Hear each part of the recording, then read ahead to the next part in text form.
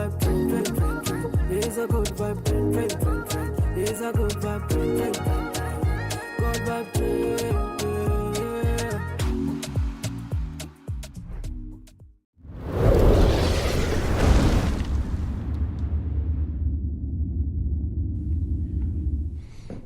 Hey guys, this is Levik, and who is with me? Hello, I am the cringe lord of the cave, whereas they call me Ludi. Hi Ludi, and guys, welcome back to the very good and one of my favorite runs at Speed 5, so the draft. The best run! The best Yes, run. definitely better than Masters. The best show that because of the Speed 5 casters. has. Exactly. Which is obviously an EU4 tournament, and that is very much focused on challenges. So let's just maybe see a quick summary of what is the draft about. So what you'll see today is 3 different matches between the pairs of players who will be trying to complete the challenges that you will choose beforehand. They don't know what challenges they will have. They don't know what nations they will play. So it's a very demanding way of playing EU4, and that's why we chose a very good player to do that. And let's maybe see what were the scores from the previous weeks. You see, we are already in week 4. So in the first 3 weeks, Corbett is still in the lead from week 1 till today. He's still in the first place. But not so far behind him is Lambda, who got 4 points last weekend. Is very close to Corbett. But Clio and Torior and even Monto Lambert, they all still have a chance to get the grand finally. As you see, the differences in the points are not that huge. So as for the schedule for today, first see Clio and Torior, then there will be Corbett and Lord Lambert, and finally the final match will be between Montu and Lambda. What do you think, Ludi? Is there going to be many changes in the standings after today? I think Lambda and Orbit are going to be dishing it out for the first place. But the reality is that the winner is actually going to be the friends we made along the way. As usual. Alright, having that in mind, let's check what Clio and Torior think about today. Hey guys! Oh, there's a new hat coming from Torior. It's lovely. My sons. I don't have any hats from my daughter yet, but hopefully soon. Torior, you're still pretty high in the standings, even though you couldn't join us last week. Do you think you still have a chance to catch up to Lambda and Corbett? It will be very difficult. I am hoping to maybe get a bronze medal if I work really hard, but my opponent today is rather proficient, so I'll try. Perfect. And Clio, what's your strategy for today? Are you gonna play slow or very aggressively to try to catch up to Lambda? Oh, I don't think we can hear Clio. Or is it me? Sorry, my bad. I have yeah, mute. sorry, yes. My bad. Yes, very professional. My goal is to not get 0 points. I'm just hoping to make at least good progress. goal. Small step strategy. Well, that was my problem with Speed 5 last season, is that I got 0 points, I think, 4 rounds in a row, so... Yeah, you're just playing too aggressive there, but this time we have a bit... I mean, it's more challenging, but at the same time there are no negative points, so sometimes it's worth to go more risky. That's true. Right, let's jump straight to the nations.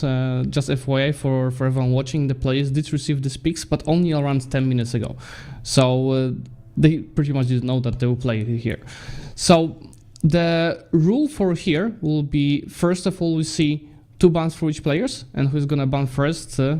Coin toss. Ludi, I will let you start it.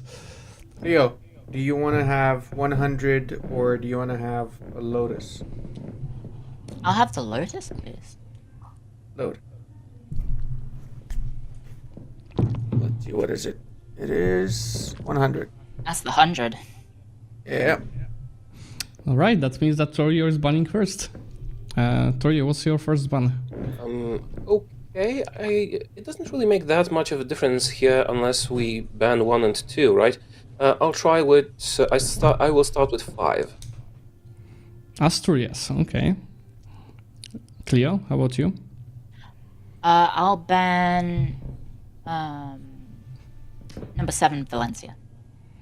Ooh, the strongest one. Okay. Torior, what's your second ban? 8. Mallorca. Okay, that's I think the weakest on the other end. Cleo, what's the final ban that you are having for us? I will ban number 6, Catalonia. All right, Catalonia it is.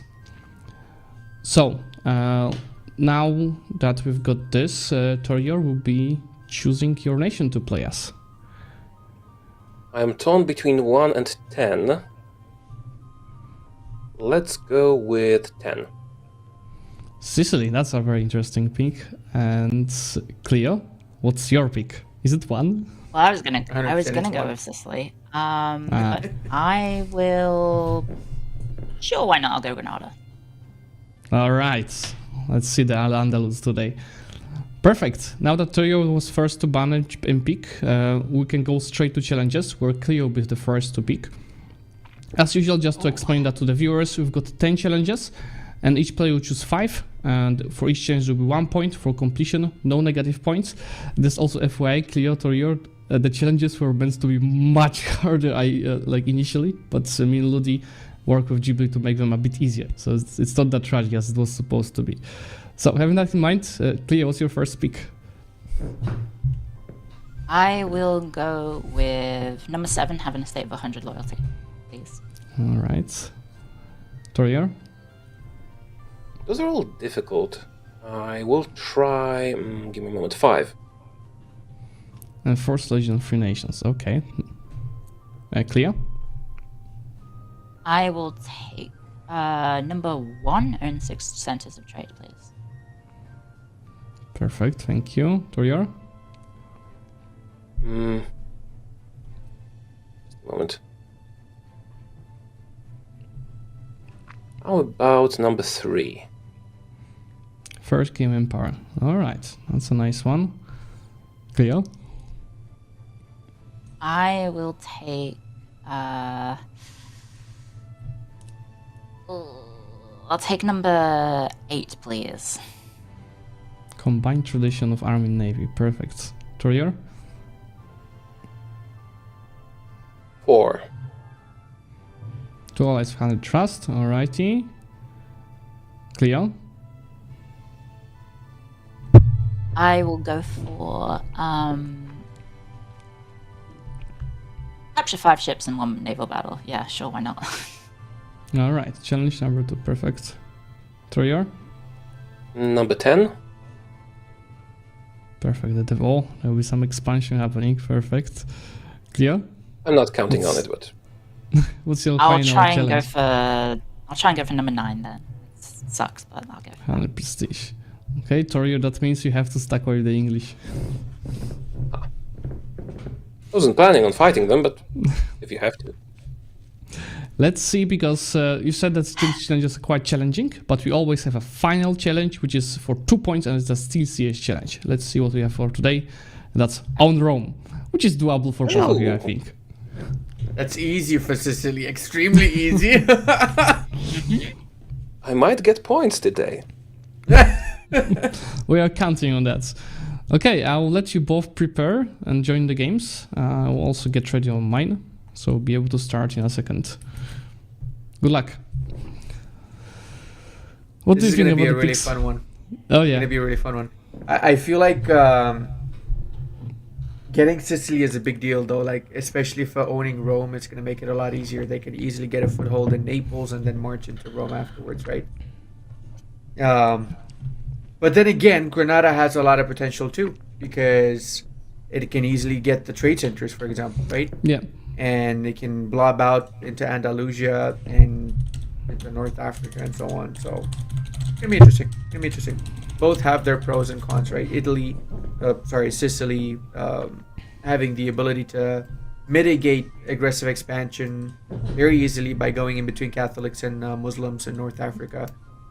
But then again, Granada can do the same thing, right? And we'll see that in the list of challenges that I think Torior trolled himself a little bit, because there was enforced Legion of Free Nations, so he cannot do that through war. because there's only Catholics in Europe, right? And you can only do that on heretics. But you could technically go for the small nations in Africa, vassalize them, and then force the religion on them through the vassal interaction. True. Like Mazab and so on, right? Yeah, and I think that might be a completely different challenge for both of them, because Sicily is definitely a better base with much more money, but it's also much harder for them to expand because of AE decimation. Like Granada, you have to roll and you have to go all in from day one. Yeah, if you know how to play as Granada, and I'm sure Cleo knows how to play as Granada, you're gonna have an amazing run, right? But at the same time, if you're not confident with the nation, which can be quite difficult as Granada, you're gonna fail completely. Yeah. And we are right now things. We're right now in Cleo's point of view and her challenges, so we can walk through them. So own 6 centers of trade. That's doable, not doable. That really depends how Cleo plays the first wars and how fast she plays against Castile and Portugal. It's gonna be easier if actually go to my point of view. She doesn't start with any centers of trade, but there's 2 right next to her in Sevilla and Cadiz, right? And then there's across the straits, there's another one in Tangiers, Garb, and then I think Tlemcen has a couple as well, or Tunis has a couple. Yeah. It's not difficult. The centers of trade is probably the easiest one in my opinion. It's literally just 2-3 words max. Yeah, Estate loyalty with the 100, again, very easy. It's just a matter of giving out the privileges and waiting out, selling crownlands, getting the diet for that particular estate and so on. Yeah, just to comment on the trade centers of trade. Indeed, this is just a few wars, 3 or 4, but none of this war is easy war, right? Especially as Granada. You have to play them well, and we know from the past it's the RNG can screw you just in one of the actions. But here's the thing, though, with the domination DLC, the Granadans can have a bit of an easy break, because Castile's going to have a lot of rebellions. They start with the initial infantes, they start with the civil war right after if they're not careful. They doesn't manage it properly. So Castile might end up fighting 30, 40, 50,000 rebels I've seen in some cases, right? Which can be the breaking point, the entry point for the Grenadians to take back their land. Yeah, I'll tell you a fun story. I'll tell you a fun story. On the Grandest, Lana was playing as Granada, so we indeed did a lot of test runs, including like 20 of them, just to check like how AI is gonna do in the castle itself. And in none of these test runs, Castile actually did hurt from the rebellions. Maybe one they had some really unlucky stuff, but in everything else they were just completely fine. Was it because they accepted the new pretenders and then they ended up with more units, or? Even if they had rebels, it was like they wasted like 5k manpower on them, and by the time the truce ends, I think it's 48, right? 48. By the time the truce ends, they have a lot of manpower. Did you get the alliance with the Ottomans? I know sometimes you can push for the alliance with the Ottomans as Granada. It's also super RNG, so yeah, let's see if Cleo is doing that. She's super relations with Morocco right now, so she's going with alliance and the mission that gives you, I think that's this one, right? That gives you the morale of armies. But yeah, let's go for the other challenges. As you said, the 100% loyalty of his state should be probably the easiest, but so far she's not going for that, as you see. We don't see many of the privileges. She's trying to get the crownlands up, I'm assuming. So she's keeping the influence down. Yeah, but at least for you have to choose one estate, like for example Amis, where you can get a high equilibrium, right? And just go all in with this. It's gonna take a while. Yeah, that's not something you leave for the last second. How about the capture 5 ships? That's a tricky one, because also for the test runs I mentioned, there is a way to beat a navy of Castile, even in Portugal combined, but you have to play it like extremely well, and you need a bit of luck. And if you get this a bit of luck, or you separate with Portugal, then beating a navy of Spain and capturing such ship is doable, but it's not like guaranteed. So I wouldn't say it's an easy challenge. One thing that can help her out is getting the naval doctrine. Check if she got the chance of capturing ships doctrine, because that's going to be absolutely no force limit for that yet.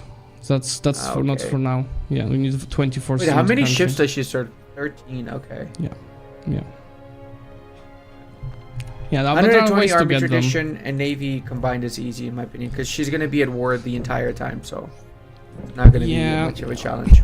But you know what's the But- issue with that? The more of troops you lose in the battle, the more army tradition gets. And ideally, when you play against Castile, you to try to fight in the mountains, so you minimize your own losses. So it might True. not be that easy. I would say it's like medium hard. Yeah. Same yeah. as the prestige legitimacy power projection. With power projection, technically, if you start going to these nations, should not be that bad to take. But again, we just have 1 hour. It's not like it's a lot of time. The strat that I like to do is to go into Tlemcen early on. But you have to time it well because you're also going to get the pretender rebels, right? You're also going to get your own pretenders you need to deal with.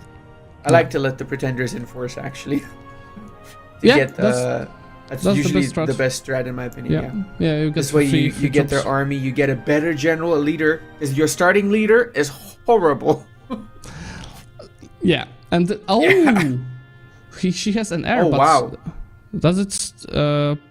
Okay, it's still going on, but She if, air than she in the event, I yeah. guess. So if you get like a very good air, which is Yeah, yeah, it 555, stops then the- it stops loading, which is actually bad because you're stuck with this guy. Okay, but having this in mind, let's go to your point of view, and can you walk us through the quests that Torio is So having? we've already released ourselves as the Sicilians, and let's see, estate-wise, pretty standard estate over here. Got the one stability as well, working on the mana points. Let's see the objective. So we have to get 30,000 manpower. The capacity right now is 16,000, which means we need to expand a little bit to be able to get 30,000. 2 allies with 100 trust. Let's see what alliances we have. We have no allies right now. I believe we are still a vassal of Aragon, so Yeah. we're waiting for the truce to finish before we break that independence. Yeah. Let's see if there's anybody supporting the independence or that would potentially support. Castile would support the Ooh, independence. that's nice. Okay, that's easy then. But you can't. The issue is that you cannot ask for support in independence parties. Whilst to you have the choose. truce, yeah, that is true. So what he could do is improve relations, which I believe he has been doing. That is true. Once the truce is over, ask for support independence, declare the war. The right thing would be to take Sardinia at least, maybe Majorcan Islands as well. If you take Sardinia, then he can just directly get a claim on Rome, and he gets the 2 points right there Yeah. from the get-go, right? Yeah. Enforce religion on 3 nations, easy to do with all of the nations in North Africa. He can just vassalize or can take all the provinces, release these nations after he's taken the provinces, enforce religion Yeah. on those provinces. Can you on show those nations alliances of after. Fezzan? As Fezzan is probably the easiest to get to. Kazan, probably, yeah. Tlemcen, Tlemcen, okay. Gort. Yeah, it's So you pretty get 2 at once. Exactly. I would say he can just attack Tunis, depending on what alliances they have. Morocco and Granada. Yeah, Tunis might Well- be more challenging. Yeah, Tunis is likely going to get into a war with the Castilians later when the Castilians attack Granada too. So let's see how RNG deals with that particular situation. Yeah. Stack wipe an army of the Englishmen bigger than 5k is going to be challenging, but then again, if you manage to attack an ally of the English and you co-belligerate, right? Yeah. You can actually get them. You can actually end up in a fight with them. So for him, Or just that would attack Portugal. probably- or just no CB, of course, or Yeah. Portugal. Yeah. But I would say Um, that's kind of a challenge that you do if you can, but you don't focus on it. You rather focus Exactly. on the Rome, as you said, as 2 points. Exactly. That's not a priority also. Have over 300 development without owning more than 25 provinces, easily doable, considering that most of these lands in Iberia and in Italy are pretty high development. So I'm assuming he would be taking into Italy, to Rome, parts of Naples, and so on. Sardinia is also easy to develop as well, and it's pretty good. You have copper in the south here. 22 development in Naples alone, another 25 in the city of Rome. And if he wants to, he can snake around here a little bit as well. It's doable, very, very much so doable. Essentially, And just again, not requires- something super easy, as we remember, like case of Lambda and True, Provence true. a few weeks back, right? You have to focus on this if you want to really achieve that, so which might Yeah. make you slower to get the other of the challenges. He needs to get 227, right? 27? Yeah, 27. Yeah, I don't see it from here. Let's make it full screen. It was 37, 237. Yeah, 237. And So- actually, we have an interesting situation now where both players, they can't do much in early on because Granada is waiting for the rebels, Torio is waiting for the truce to end with the overlords, so they're actually giving us time to go around and explain the challenges that they are choosing. True. And speaking of the Who rebels, should we start with? Should we start with Cleo then? we just got the pretender rebels in Cleos, Oh. and she is probably about to check the stats of this pretender. I'll check it on my screen in the meantime, looking what Cleo is doing. The guy is 3 to 5, which is really decent. I've seen worse from this from Yeah. these pretenders. Yeah, that's better than what she has right now. Yeah, definitely. Yeah. So the standard action in this case is that you let her them enforce. yeah. It's really easy to even let the Sally out in Granada so you can kill your garrison and then they can Exactly. literally just. You don't have to wait a year or two to She get doesn't the need to capital siege recruit done. any units. Why is she recruiting units? She's just gonna get the pretender soldiers afterwards. Yeah. Because when you this is literally just a waste of manpower right now. Let's see. I would say maybe there's a plan to it. We'll ask Maybe. Cleo once she finishes the. Oh yeah, I hate this event. Once she Yeah, I know. finishes the pretenders. Oh, No, what is she doing? I think she just accepted it. Oh my Oh, god. oh, no. no, that is really bad. Yeah, and she's gonna. She realize hasn't it played now. Granada That's- before, I Yeah, guess. that's a 1-1-0 rule, and that's the issue because Granada is at the same time extremely hard and not that bad, depending how you prepare for it. Because Granada Exactly. is, I think, it's like Byzantium. If you prepare think- it right, it's really good nation. Exactly. It's literally the Muslim Byzantium in my opinion. Like if you know how to play Granada, you can have an amazing game. Like they can be insanely strong, especially if you form Andalusia quick, and you can do that obviously, right? Yeah. But if you don't know how to play it, you're gonna have to restart. basically. Yeah, So I'm And, curious uh, to see what her plan is. We should really talk to her. and I would say the restart might be like there are two things that Cleo might do here. She either fully like focuses on here, or restarts. And I'll tell you a few reasons for that. One of the reasons is called France. Second of the reason is called Austria. Oh. Third of the reason is called England. Holy shit! I mean, they started with the English alliance to be fair, Portugal. Yeah, But wow, that is really bad RNG. The Castilians, yeah. That's a really bad RNG. and she also accepted in the event crash. Yeah. And in the Grandest land that I mentioned, I had something similar, meaning that Castile was allied to both Burgundy and Austria. We had to deal with it. But it looks like she's going all in. She's gonna Look, go that's mercenary, yeah. There are 3 Mikelets being recruited, which have a good general, it seems. Yeah, 3-5 nice. to 1. That's really good. Let's good. go straight to Cleo's point of view. I want to see what's here happening. 5 shock. That's gonna be a big deal. How many loans Yeah. can she have before she goes bankrupt? A lot. The loan cap of Granada is 68 for her right now. How big It are can the be. loans? We can Yeah. make it bigger by just taking provisions from merchant guilds, like even up to 80. But she already has 17 taken. That's it's a really short amount of money you're Yeah. having. But the thing is, you can take so much money if you win the war. That you can repay most of the loans, and ideally also take the gold mine in the peace deal. So if you manage it all right, it's really good. But it's again the same topic that we said. You really Yeah. need to have this planned. Otherwise, it's Yeah. extremely hard and it's easy to just. You need Go to know how to bankrupt play and die. Granada. Granada is like a Yeah. fine wine. You need to be able how. You need to know how to drink it properly. Yeah, exactly. Wow, that's a restart in my opinion. Looks like she's thinking about attacking Portugal because England won't join, and that will be a war with Portugal and Castile. But the issue is the truce with Portugal is 1 year longer. So while the truce with Castile already ended, the truce with Portugal is ending next year. Yeah. She has a core on the Portuguese province, if I'm not mistaken, right in North Africa. Yeah, on Ceuta. So yeah, that's very interesting. I love the fact that you can form Andalusia either by taking 2 Portuguese provinces or 2 Aragonese provinces, Yeah. aside from the Castilian ones, right? So if Yeah. she gets good dice rolls in the battles here, she can literally form Andalusia in just after the first war. Yeah. She can take the provinces she Yeah. needs from Portugal and the ones from Yeah. the Castilians. Yeah, and amount of the E from all of these provinces plus La Mancha is just like on the limit to not get like France and the others to join. Yeah. Let's go to And point of view Torier. Finish your Warrior, thought on- literally nothing happened. We've just been waiting for. I thought he went bankrupt by this message No, on no, the screen. no. That's Byzantium.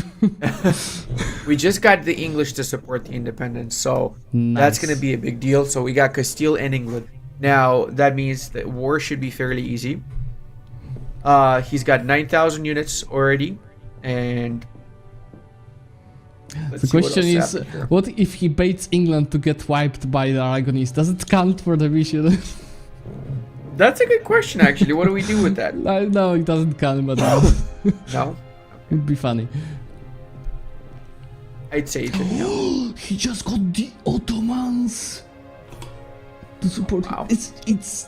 That I would should say be that's easy peasy actually now. pretty bad, because that means there's a high chance of Aragon actually giving him freedom without the war, and then he would have to struggle to get the provinces from Yeah, Aragon that if means he he wants has to to take declare. Sardinia. Yeah. I would say that's a little bit. He has to declare now, otherwise he's gonna 100%. It's now whenever. Let's go. Okay, there you go. So one disadvantage of calling so many AIs to help you is that when you do independence war, it can't like promise land war. So all of them are joining with a promise of land. Yep. So if you don't give them land in a peace deal, they will be angry, lose trust, They will and just cancel break the the alliance alliance afterwards. So ideally, that's what I actually do is I choose one or two nations that I want to keep long term, and the rest I don't care about them. I just don't give him anything. I promise I give him. I don't give him nothing, and then I kill him later. That's how you do it. That's how you do it, Zlevik. Take him out. Make them fight each other. Yeah, and let's go to Clio's point of view because she just declared the war on Portugal. So we've got action in Oh. both of the places going on.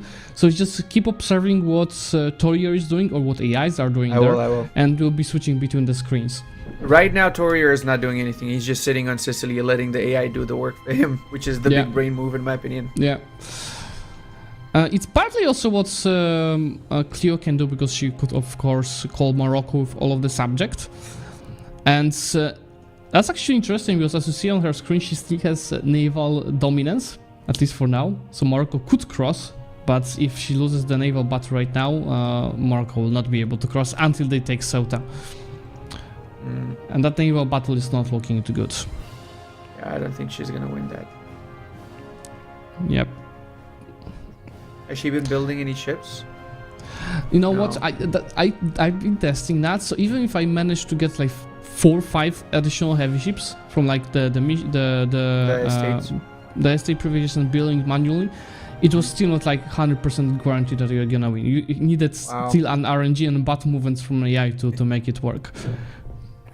So I think that was a good choice from her to just not spend money on the ships to the maintenance and building, as like there's a really low chance in this kind of situations to actually use them correctly.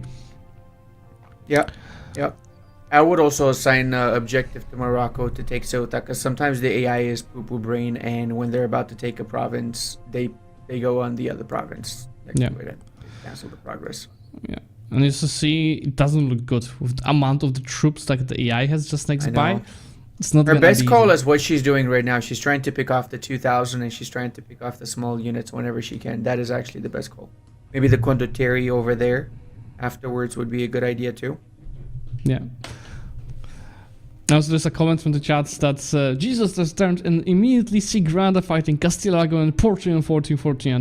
That's called content. Well, Aragon is here, but it's just 5k condottieri, so I wouldn't count them as like, oh no, that's a bad battle. Okay, let's at least cancel this. I think that this is really hard situation because Yeah. whenever she tries to fight between these 3 stacks, they're gonna be able to reinforce on time. And why technically is the best choice is to attack in Malaga. Yeah, because it's a because mountain that- fort. And it's a bad defensive one. general. But if you lose there, you only can run away to what's it called? It's Gibraltar, right? Yeah, And yeah. Gibraltar You're is gonna not get protected wiped. by the fort, so it's a wipe. It's really extremely hard. It's a dice roll. an actual dice roll. It's a dice roll. Is she using the defensive edict? She is. I'm checking hope it she now, is. so that's really good. She didn't use the local organization though, which is that's why she has less loans, because you could get one production in each province for 50 diplo points. But let's see. I would say that which order is she using? she's not using any. Why? That's what I had in mind, because you take That's this like the and you first thing you and should you- be doing as Granada. Yeah. That's makes a huge difference. get either of these two and you get 3 death for just 50 Yeah. mana, right? And it's really useful because that's actually a decent amount of money you can get out of it, which is also Instead- more you would loans on the limit. Exactly. You would spend 250 diplo mana instead of just 50 mana if you were to develop each individually, right? Like Yeah, even more than Almost. even more. Yeah. Actually, Yeah. holy shit. Yeah, you would. So I don't know. Maybe she doesn't know about the orders. I don't know. that. Yeah, that's. I wouldn't be surprised, because as we were talking on the intro, the biggest part of this draft versus the previous seasons, you can't really prepare for it. You know Yeah. the list of 40 challenges, but you don't know which challenges are going to be played by which countries. So here it's more like checking your actual general skills and how many nations you played, because it's also important that I have played Granada sometime. That's a password too. I played Granada some time ago, so I know how to do the opening steps. Oh no, that's Oh, a Flatlands no. battle. Yeah, it's going. She's got a 9 dice roll. Yeah, that's followed what by I a was gonna 0. say. Yeah. Let's see if AI was gonna try following her, but I think this was a perfect retreat, because there's I a was gonna monthly say, now. yeah. She did the right retreat there because she didn't lose the units she would have Yeah. lost if she stayed in it with the 0 dice roll that she Yeah. got. So actually it ended up super good, because she's winning the siege race now, Yep. right? Yeah. Minus 28%. Oh, do you see what Castile is doing? They're trying to land in Morocco. That is actually super good. That's great because it's dividing their armies, so it's making Yeah. it easier for her to wipe out Castile's armies then. And she can peace out Castile first. She can prioritize peace out Yeah. Castile first and then peace out Portugal, because Portugal's the war leader. Yeah. That's double good. She can just focus on the Castilian armies for now. Yeah, so now it might be worth to try fighting on the mountains as soon as Castilians land, or Yes, give him even yeah. more time to, because maybe they will try transferring this another 11k. Then Yeah. it's easy peasy, because Morocco is tanking the war for you. And if they try coming back, you can always get your ships out of the port. They're taking this another 11k. This is super good. This is super good, because they can also possibly can also win the siege. Oh, they stopped doing that, but they This also has win the siege race. oh. Yeah, it's not looking good anymore. Why she attacked? She could have just waited for them to cross. Yeah, so that's Oh, that's the issue of this kind of stuff. The very small things decide a lot in the Granada opening moves, and you see it's just 10 more loans that she can take. That's another issue with Granada. In many cases, it's worth to take all the loans before the war, Yeah. because the blockades are decreasing your loan cap by 20. You get 20 less loans, which is 30% less loans from the freaking occupation as well, and the ships. Yep. Very true. She lost the entire army. Yeah, I think it's 1444. Let's You go have to restart, yeah. Let's go to Torio's point of view, and I'll let you lead it while I'll be restarting as well. Yeah. So right now for Torier, we've got still going on the independence war. We're fighting Aragon. We don't have the Castilians anymore. That's a little bit of an issue. I'm assuming that is because Castile was doing most of the heavy lifting, and they decided to peace out since they weren't really getting much in return, right? So I'm guessing his main goal is going to be to just get the independence and the island of Sardinia. That's what I would go for in his shoes, I guess, right now. Independence with Sardinia would cost how much? It would cost 42 war score. He would need to stay in the war for a year plus more, I'd say. Or he could try and peace out some people. Yeah. I think he just did actually peace out some people, didn't he? Yes, he peace out did. Savoy. Yeah. And he can also peace out Genoa once the Ottomans takes the capital. He can even peace them out now. But I'm assuming he probably wants to take something from them. Maybe some trade.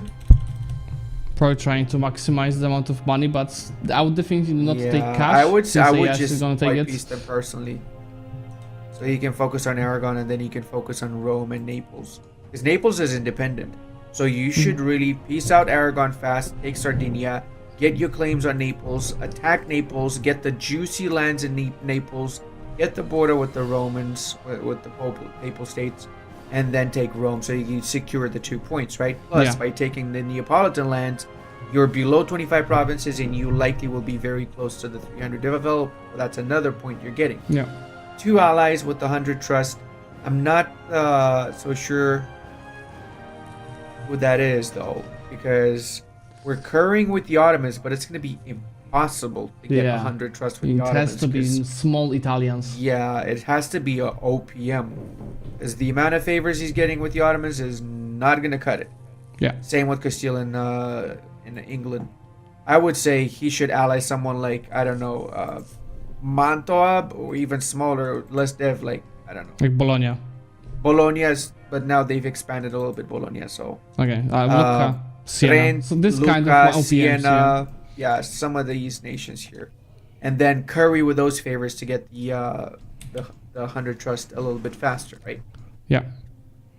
Enforced religion is not an issue, but that's going to be after the independence war. Right now, the main focus should, of course, be getting that independence war done. Did he peace out the Genoese? He did. Okay, perfect. And the Ottomans are also in the lands of Aragon now, so he's going to get 100 war score if he waits for the Ottomans. Ottomans are going hard, yeah. Yep. He can even get the Majorcan Islands now as consequence. There you go. He can get them now almost.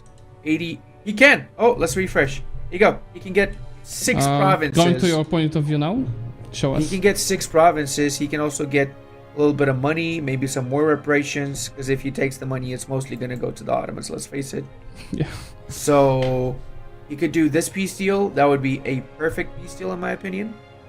Yeah, And you shouldn't waste too much time to keep this war going. Exactly. He's already wasted like 20 minutes, 26 minutes, so he should just peace out with this, in my opinion. Once the Ottomans take these fortifications, he's going to have the war score needed to peace out. And then afterwards, he can just focus on the war with the Neapolitans, the war with the Pope. Let's see what allies the Pope has. They've got Lucca, Bologna, Saluzzo, and Celje. That is really easy. That is actually really easy. Yeah. And that's Naples looking pretty has... good, but I would still say if you look at the timer and the quest board, he has to start prioritizing, because we already know that all of them won't be possible. This has been taking way too long. He should peace out now. He's getting greedy and he's waiting for the Ottomans to siege all of Aragon, but he doesn't need that. Look, he has the war score he needs. This is the moment to peace out. Yeah. You can even take the money. You don't need to take any more provinces from Aragon. You have 92% war score. I'm betting he can go up to 100 if he wants to. What is he waiting for? He literally can go up to 100. I'm going to his point of view. What? Oh yeah, there you go. Oh, that's greedy. Man, that's greedy. That's greedy. You don't need that. You're gonna get a coalition for something you don't need. You want to save those aggressive expansion points for expansion into Italy. You don't want to waste it on freaking. Oh, maybe he's Valencia. going for the 300 development. That's why he wants to take this provinces. Okay. I mean, sure, that makes sense. It's better than Italy, right? Because Italy It's a different culture, so unless it's expanding there. Yeah. Plus, it's pretty high development. But still too much. Look at this. Did you see his AE? I know. He's going to get a coalition. No, that's too much. And the problem is, these are vital interest lands for the Castilians, so he's going to have the alliance with the Castilians broken. Ottomans are going to abandon him. England's going to abandon, so that coalition might actually even form and trigger. Oh yeah. He's not giving any lands to the allies. That's a... Oh well. We'll see how it goes. I love the comment in the chat. So Emperor's Armpits is saying, I love how this is just an opportunity for the guys to backseat game.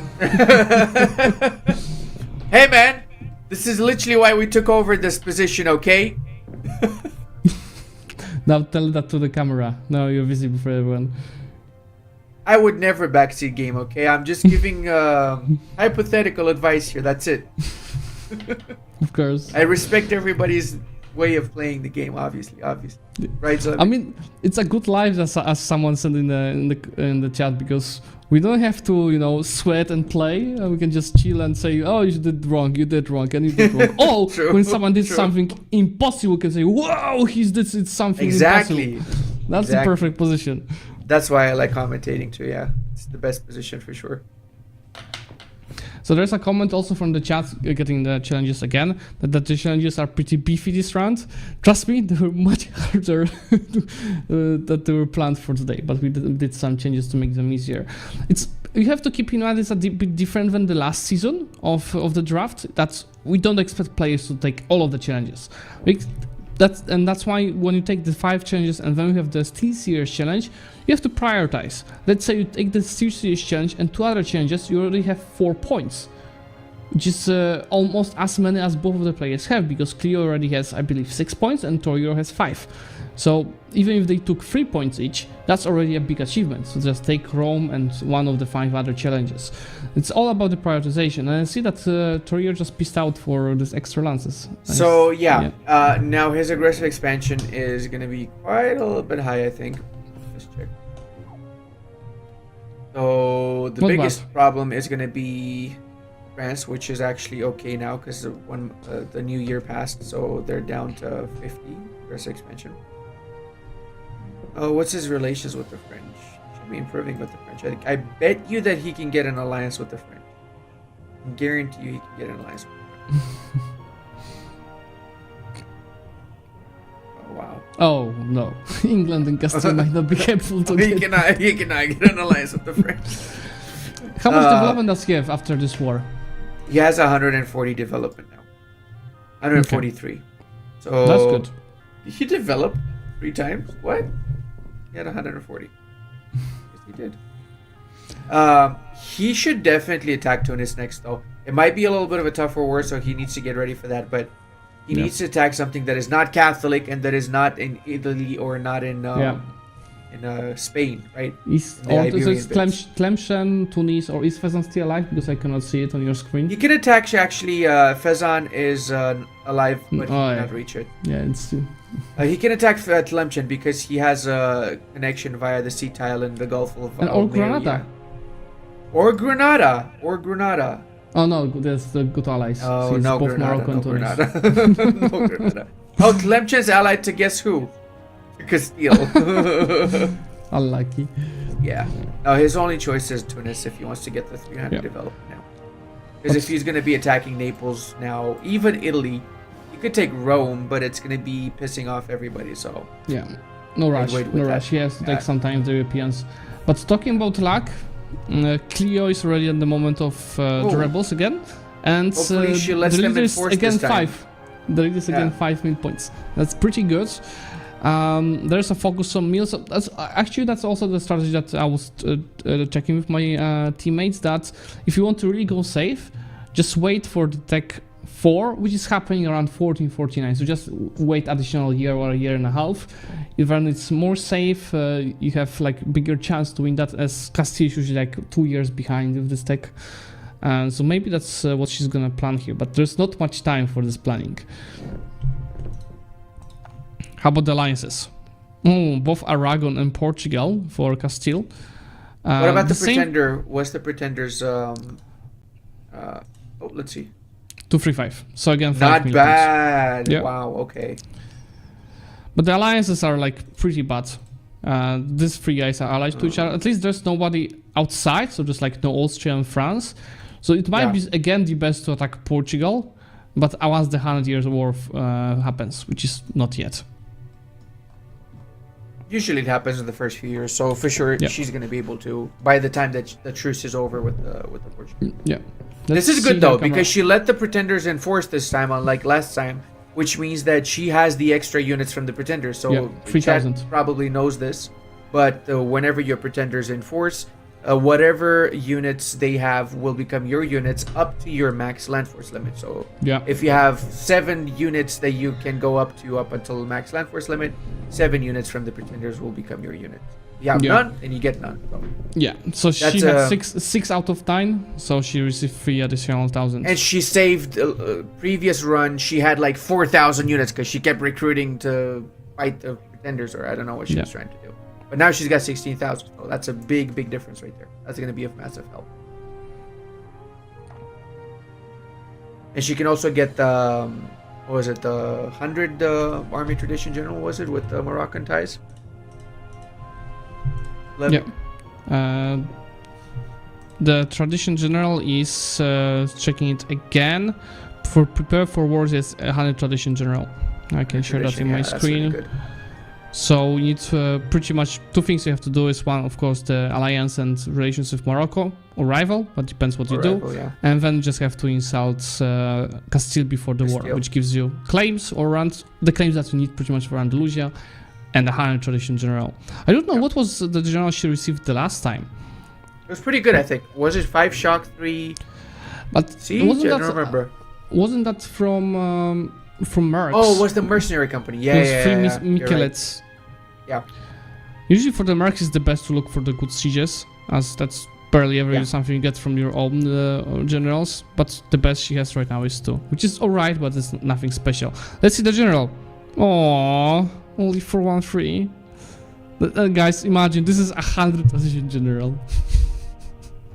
Doesn't look like it, right? He was educated at the West Point Academy of Schnappledorf. He was the janitor in the academy. Let's go to Torior's point of view. What's happening there? So he is recruiting a lot of units. Okay. I'm curious what his plan is actually. Naples? Should we talk to him for a bit because we haven't talked this session? Oh yeah, that's a great idea. I'm gonna call him. Let's just also show everyone the challenges. I'm gonna call Torion 3, 2, 1. You're talking. Meow. Hello. How is Sicily going? Sicily in itself is doing very well. However, I have not managed to get any points yet. Oh, Yet. so what is the plan? Well, I thought I'd go for Rome first, but Okay. none of my allies want to fight them at the moment. Specifically, I want to attack Lucca because they're only allied with the Pope, and I would be only fighting the Pope. But nobody wants to join that war. But you'd be taking a province that's double the cost then, because they're not going to be co-belligerated. So you would Yeah, have a but, coalition of all of Italy against you afterwards. It's game over. Yeah, kind of. I'm thinking of it as the end act. 39% is just for Okay. Rome, and It has to I think be I can owned though, just- so you have to core it as well, if I'm not mistaken. Owned means cored. I'll double check that for you, Ludi. Because Oh. otherwise it should be control Rome if it's only control. So that means you need to make sure you can core it as well before the end. Keep that in mind. That would be Let's an just issue. double check on that, but I'm just Yeah, I'm assuming. double checking. Well, then I might Otherwise just we need go to straight. rephrase it. Yeah, I might just go straight for the Pope then, because I think I can convince the Ottomans to help me. Because I managed Yeah, to you get probably would support be for better off. independence from Castile, England, and the Ottomans. So So just Ah. to specify, own equals own the province directly, so you don't have to core it. While control, okay. it's either you or your subject. Right. Okay. Right. How about the 2 allies with 100 trust? Which allies are we going to be going for? England and the Ottomans, but I don't think I'll have enough time to get them there. I'm working on Why are securing you going for this. the hardest ones? Why not get to one province minor? Stop giving tips. Yeah, you are correct. I was just focusing on. Yeah, that's actually a very good point. I think better Although question you probably is, shouldn't have told me. Torior. Sorry? What else except Rome do you think you have a chance of getting? Having in mind there's just 22 minutes left. I was hoping to get the manpower if I can core enough stuff and get. I'm at 17,000. If I can manage to get quantity ideas, but I don't think I'll be able to do that in time either. Okay. I was planning to attack small Muslim nations and convert the religion, but well, I don't know how that's gonna go. I'm Okay, mostly focusing on managing to get Rome to get at least these 2 points because that's something. Yeah, of course. Right, we'll be watching you doing that, and good luck. Okay, I Time passes muted so now. fast. Torior, can you still hear us? Just double checking. Yeah, I think it's all good. The chat is shaming you for the tips, Ludi. Oh, are they? Where are they saying? Ludi, giving tips. Why not scuff you even more? I'm sorry. I was bribed. He How promised dare I you? would get up. He promised he would give me Brandenburg in the peace deal, but I'm waiting for you to play, and if I would be commentating that, Ludi, I would make sure to give you only bad tips. I would like that. So here's my take on this, right? He has 22 minutes left. I don't know what he's going to be doing because he's not going to be able to get Rome in 22 minutes, though the pace he's going with it. He's waiting for his allies to help Rome, I mean.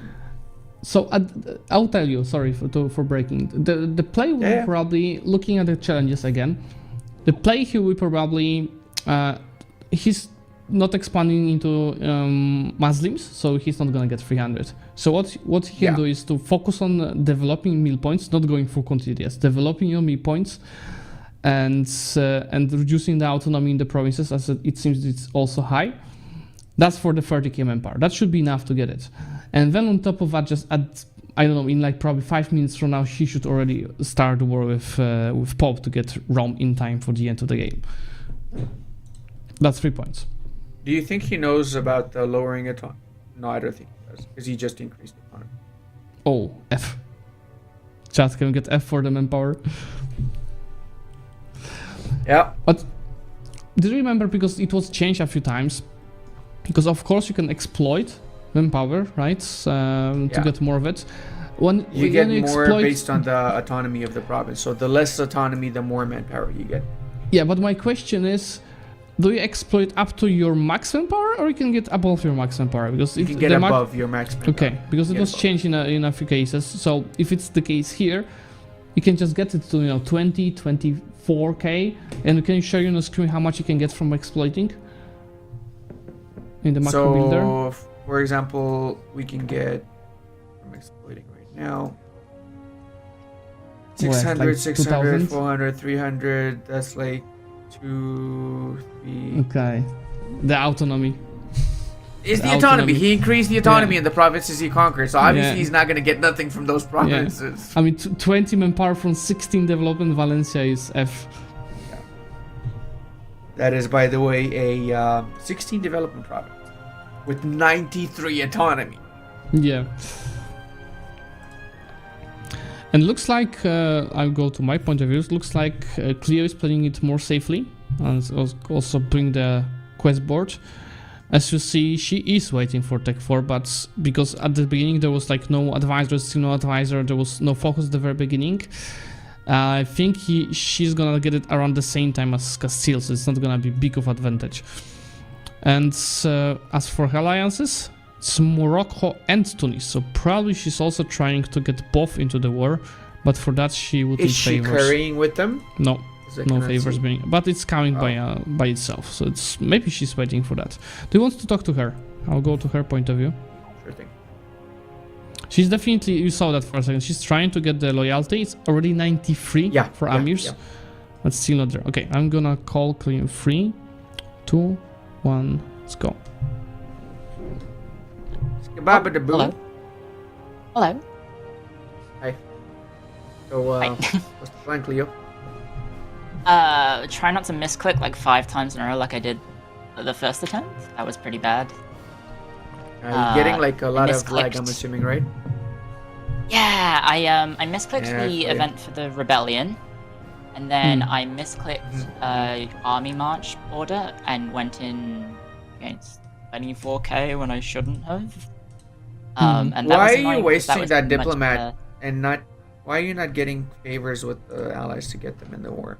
Oh, because I'm waiting for Savoy's vassal to declare independence so I can get a jump on Portugal as soon as that happens. Ludi, stop giving tips. Castile is supporting Geneva's independence. Okay. So as soon as that war happens, which hopefully will happen, it's Castile supporting Geneva, like it should happen. But it just doesn't want to happen. A little bit RNG, so as though, soon as to that be happens, yeah, it is. The first attempt was much more favorable with alliance structures. Even with France there, like I could have gotten around of it. This time I can't really get around the fact that Aragon and Castile are allied. There's no way around me. Like I could play like super duper serious, but I don't think I can do that on the latency that I have with the Speed 5 PC, unfortunately. So Cleo, speaking realistically, having in mind that we have 16 minutes, how many changes do you think you can still get? maybe one. I'm gonna try and get the estate one. That's the easiest. Okay. I don't think I can get anything else. Got Rome, it. unfortunately, England allied Pope, and I could no CB Brittany, but that calls in Aragon. I could no CB Ragusa, but that calls in the Ottomans. I could no CB Saluzzo, but that calls in Austria. So I'm kind of a little bit screwed. Okay, got it. Yeah, it's not good. We'll be watching that, and good luck getting whatever you want. You got this. Can you still ask you? I think it works. Let's go to my point of view. I wanted to show you two things, Rudy. First of all, the mill points is not the best choice for the loyalty because it's decreasing the equilibrium by 5%. Yeah, right? So I was it's gonna say. 87 instead of 92. I know. Because then you just after the war, once you get to 10%, you just sell titles and you get it to 100. But it's still doable even with this. And second of all, look at this. Oh, they wanted to help a second ago. They just started the war with Jared and Lemshan. But I was checking it a second ago, and literally, even with all of these guys, once she could call Morocco and Tunis, there was like 3,000 difference in the troops. So if Granada takes additional 10,000 as you do for this war, if actual numbers the advantage. How about if you attack Portugal? Now it's much harder as Tunis cannot help, but there was a moment that Tunis was actually gonna help. She missed the moment there, yeah. Yeah. What is story you're doing in the meantime? Oh, that's a Rome taken already. That's faster than I Warrior expected. is going for the 2 points. He's going for the big boy points. Nice. And he attacked Pope directly. Yes. Who, So we who's have helping the Pope? conquest of Rome. He has a claim on the city of Rome itself. Wasn't France allied to Rome for a second? No. Okay. No. They were not allied to the French. Never. And how much development he could take from Pope if he took all the Italian lands? I would say only. I mean, if you took all of the Pope lands, you would get. Probably not enough, but close. Actually, you know what? Even coalition-wise, if we switch over to my screen here, it's not too bad. I mean, the toughest ones would be Austria and France, but he still has the alliance with the Ottomans and the English. So I don't think that it would trigger. I think he might actually be able to take all of this. Can you open a ledger? Can you open ledger on the first page? Second page actually. Yeah, this is the country page. So just go to the second page. And just take the war enemies. Or we can type Pope, that will also work. So Pope has 86 deaths. Does it count Avignon? There is Avignon? Does Pope still have Avignon or not? It does. Okay, it does. Okay. That's So minus it's- 14. So it's like 70 development. 70 And how development. much does he need? the That's not same. enough. That's not enough. Oh, he's Okay. gonna need 2 popes. Another 70 development. Yeah. I mean, he still has 13 minutes. If he really wants to, he could go for the Tunisian war, man, because Tunis is at war with the Castilians. This is literally an easy war, in my opinion. And I think Morocco is not gonna join also in a few months. Just look at this. Morocco's like indebted. They have their provinces occupied. They're getting their asses kicked, right? So if you ask me, he should be getting the claim on Tunis because he can do this. And 13 actually, minutes is not war with bad. Tunis is two missions that you can do at once because you can Yeah. get up to 300 development and you can release 3 nations and enforce religion on them. Exactly. He did the peace deal with the Pope. He only took these 2 provinces. I really hope that he keeps this. He doesn't give it back in the event when it triggers. Because now he has 175 development. He can get 120 development from Tunis, in my opinion. He easily can get it. Okay, so confirming that he has the Steel Series challenge. So he's got the 2 points. The manpower What is pretty else? much impossible for him at this point, in my opinion. Yeah. If he 2 didn't allies. increase autonomy, would be possible. 2 allies. He got Siena and Modena.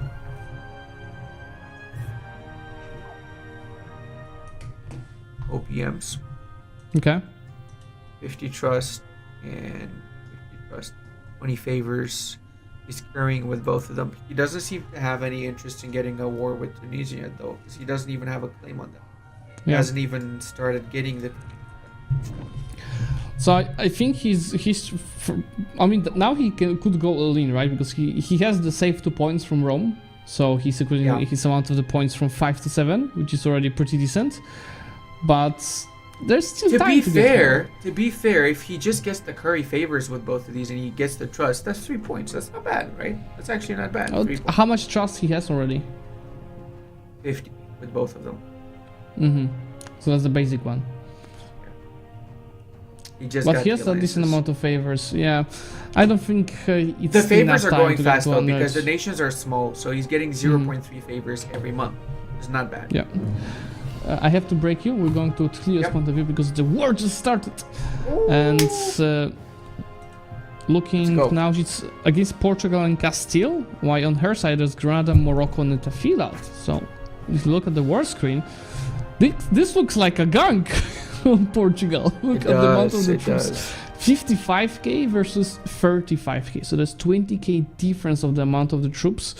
And even on the navy, well, it's still an advantage of Portugal and Castile, but all they have to do is to just get Ceuta. Yeah. And of course, Tunis has a separate war in Jared, so they won't do much for now. So I wouldn't count these guys yet. But even if you don't count this 14k, they still have an advantage. Castile is tech free, Portugal is tech free. Actually, everyone is tech free except Tunis and Granada, because Clio did take the technology. Let's go. And how? Yeah, now it's. If you go that much over the first unit as Granada, you have to go fast because it's already half of the loans that are taken. And also, Clio this time did use the Roca organization, but I would say it's not the perfect one because it's the one that gives you manpower in the provinces. You mainly use mercs anyway in this scenario, so I wouldn't say that manpower is that much useful. Plus, you need economy. Economy is a bigger bottleneck. So production, if you're going for tax or production, probably even tax, because tax is just much stronger at this point. True. Well, the difference is for the production, I think there's a goods produced one. Wasn't that a production one, or? It's just culture. So these bonuses do not matter. It's just the development.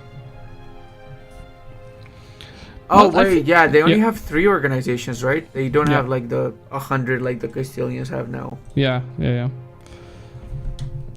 Let's actually see. Let's They have a lot, like 12. Or I hate this UI. You just have to just keep scrolling to look at them, and you don't see right away which is diplomatic, which add-on. You just have to hover to see it. I love the goods produced modifier one. I feel like that's so freaking good.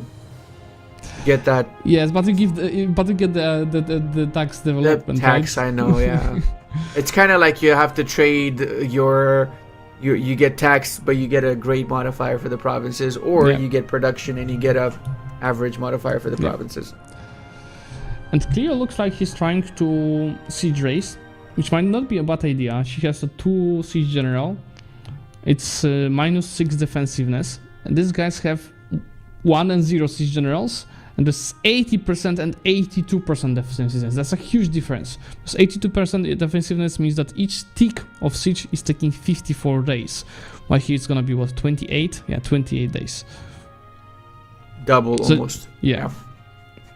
So technically, she should siege down twice faster, but you know how it works with the EU4 sieges.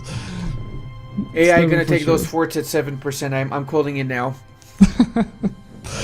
I literally had this kind of situation on NPC recently. Where is Ludi Mustache? Chat is asking. It ran away. I was slapping it. Don't question. I would prefer not. Oh, the Corbett in the chat is saying, place your bets, AI taking both before she takes Toledo. I mean, the capital is risky. It's already -7, but Toledo is -14. Oh, and the Moroccans abandoned the Ceuta siege. But at least they're wiping some Castilians, so it's worth it. Oh, it wasn't even wipe. Oof. And Clio just rolled 12 on her siege in Toledo. So that's why it's on 7% already. But just after that, she's rolling 8. It is going good. It's going good. It's going really good. Unless the capital goes at actually 7%. And again, the Castilians are not the main target, so she can piece them out and then focus on the Portuguese afterwards. Yeah, but let's see the quest boards. If it's worth to white piece them. I mean, she doesn't need to go for Andalusia, right? She can just go for the two province. Exactly, the Sevilla and Cadiz. That's it. That's all she needs from the Castilians, let's face it. What if? Because North has less development. So this is free trade centers, right? But she needs the forts in the north, doesn't she? Isn't there like a fortification in Leon? Or if you take Toledo, it counts. You can take these promises. Which she actually did take Toledo, so that's actually good. But that's not enough war score to take Cadiz. It's more than 100%. So it's max 3 trade centers you can take in the north. So it might be more worth to. No, I don't think she's gonna go for 100% though. Yeah, I doubt it. Okay, you think she's gonna try and go for 100? I don't know. That might be hard, right? Ideally, probably you want this too, but it's still 60%. Yeah. But how do you want to get 6 trade centers otherwise? Because there's 2 from Portugal, so you still need 4. So, F. But the good thing is she's gonna arrive here before the month tick, so we still have just 100 garrison, unless there's gonna be a battle. Oh, that's not good. Especially that Portugal has tech. When is the battle gonna happen? Already. Which day is the battle gonna happen? In a day. That's not fine. What percentage did that fall off? I think it was like 20 already, or more. Oh. And Castile's gonna reinforce that. Yeah, they both have the technology, it's really bad. Yeah. Where are you, Castile? Going? She's retreating to Cadiz. Castile is going to Toledo, and Portugal is going all into Toledo. This is actually good. Oh, did she go bankrupt? She can take back Granada then. No. This is it, boys. This is a bankruptcy. Apparently, Torrio got manpower. Can you just quickly confirm that? Yes, get the point? We do have indeed 30,000 manpower. Nice. Yep. What's the maximum power? Did he just exploit? Maximum is 30,000. Oh, did he take the ideas for that? Yeah, there it is, quantity. So he got enough time, just enough. Alright, sorry guys, I just wanted to confirm the challenge. We are back to Clio. Yeah, you need 10% crown if you want to sell titles. So, so now we are actually lacking this 5% of equilibrium that she would have from she pissed out. That she would get from the lack of the one of the privileges. So if she took like instead of mill points, another privilege that gives at least like 5% of loyalty, should have the 100% without issues.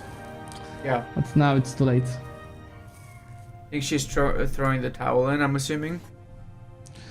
Let's see. It looks like she's still thinking how to get its 100 loyalty. Mm-hmm. Yeah, so she can get the diet in 6 months. Well, it's like 6 months. That's gonna bring it to 99%. 98, but I'll even 92 by that time. Yeah, so it's still not enough. And that's another thing. She can get the military agenda, and if it's like develop or something, maybe it's something easy. Yeah, that's so RNG, right? Yeah. Yeah, so that's the only chance to get it. But also if she didn't take the mill points as a privilege, that's one more sell titles that she could use now. That's another reason why the taking the mill points wasn't the best idea. Of course, it helps you to get the tech faster than Castile, but she did declare quite late anyway, so she didn't take advantage of that. Yeah, fully agree. Let's see what kind of diet we're gonna get. March 25th. Fingers crossed to get a nice, easy one. Come on. I'm yours. This prestige. Not doable. She would need to increase it by 65. F. Yeah. Well, she can give from the Merchants Guild. How much is that? Like 20, 30? Not enough. Yeah, not enough. Merchant Guilds is giving 30. So we still have like 35 missing. Yeah. You could try to cancel it, but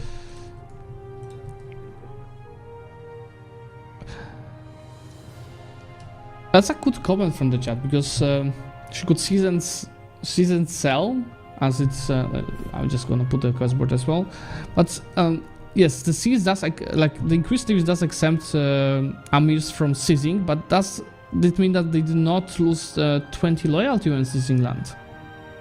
If yes, Yeah. then yes, that would work.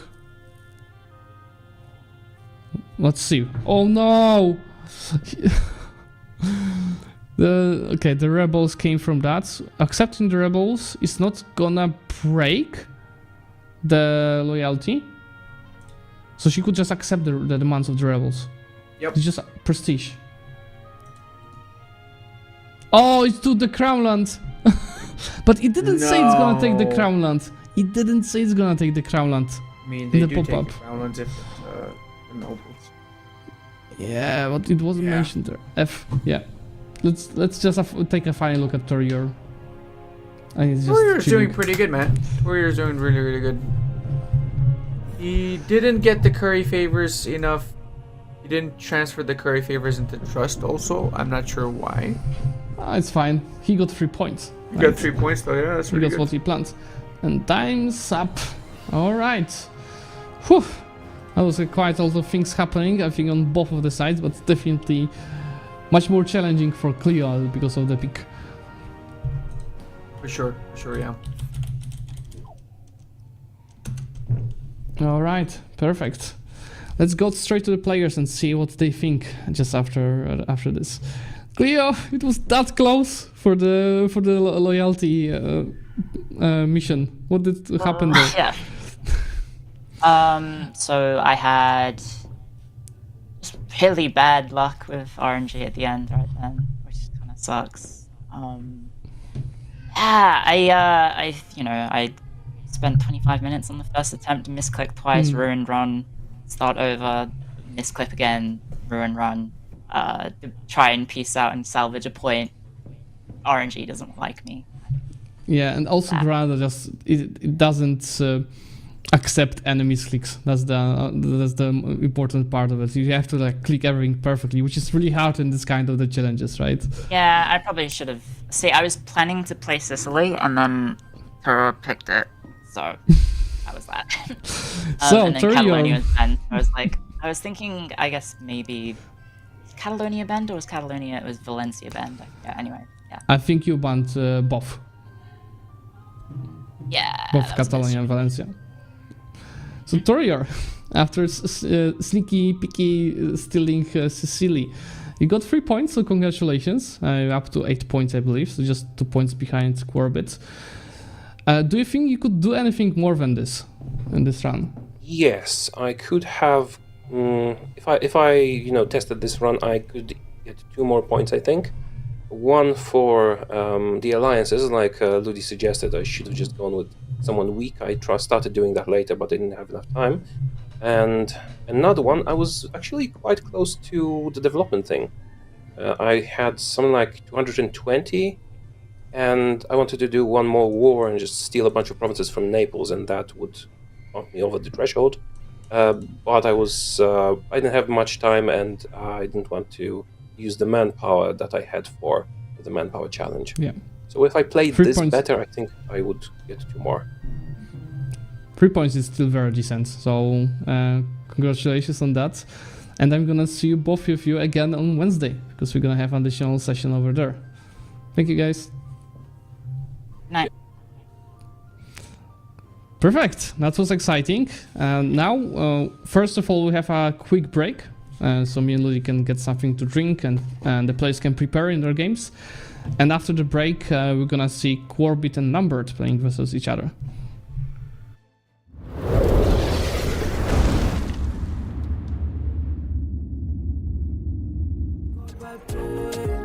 It's a good vibe, train, train, train, train. It's a good vibe, train, train, train, train. It's a vibe train, train, train. God vibe train, yeah.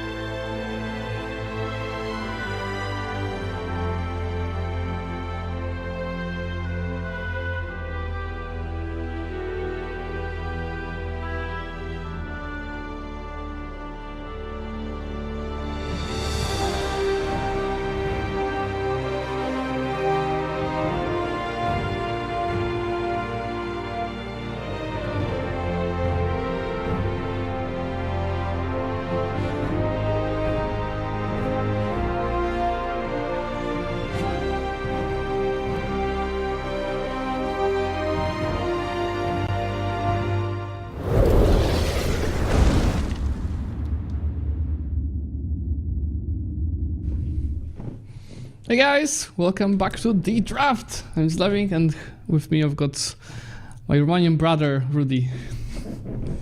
And okay, guys, so first of all, a quick reminder: what the hell is the draft? The draft is all about the challenges.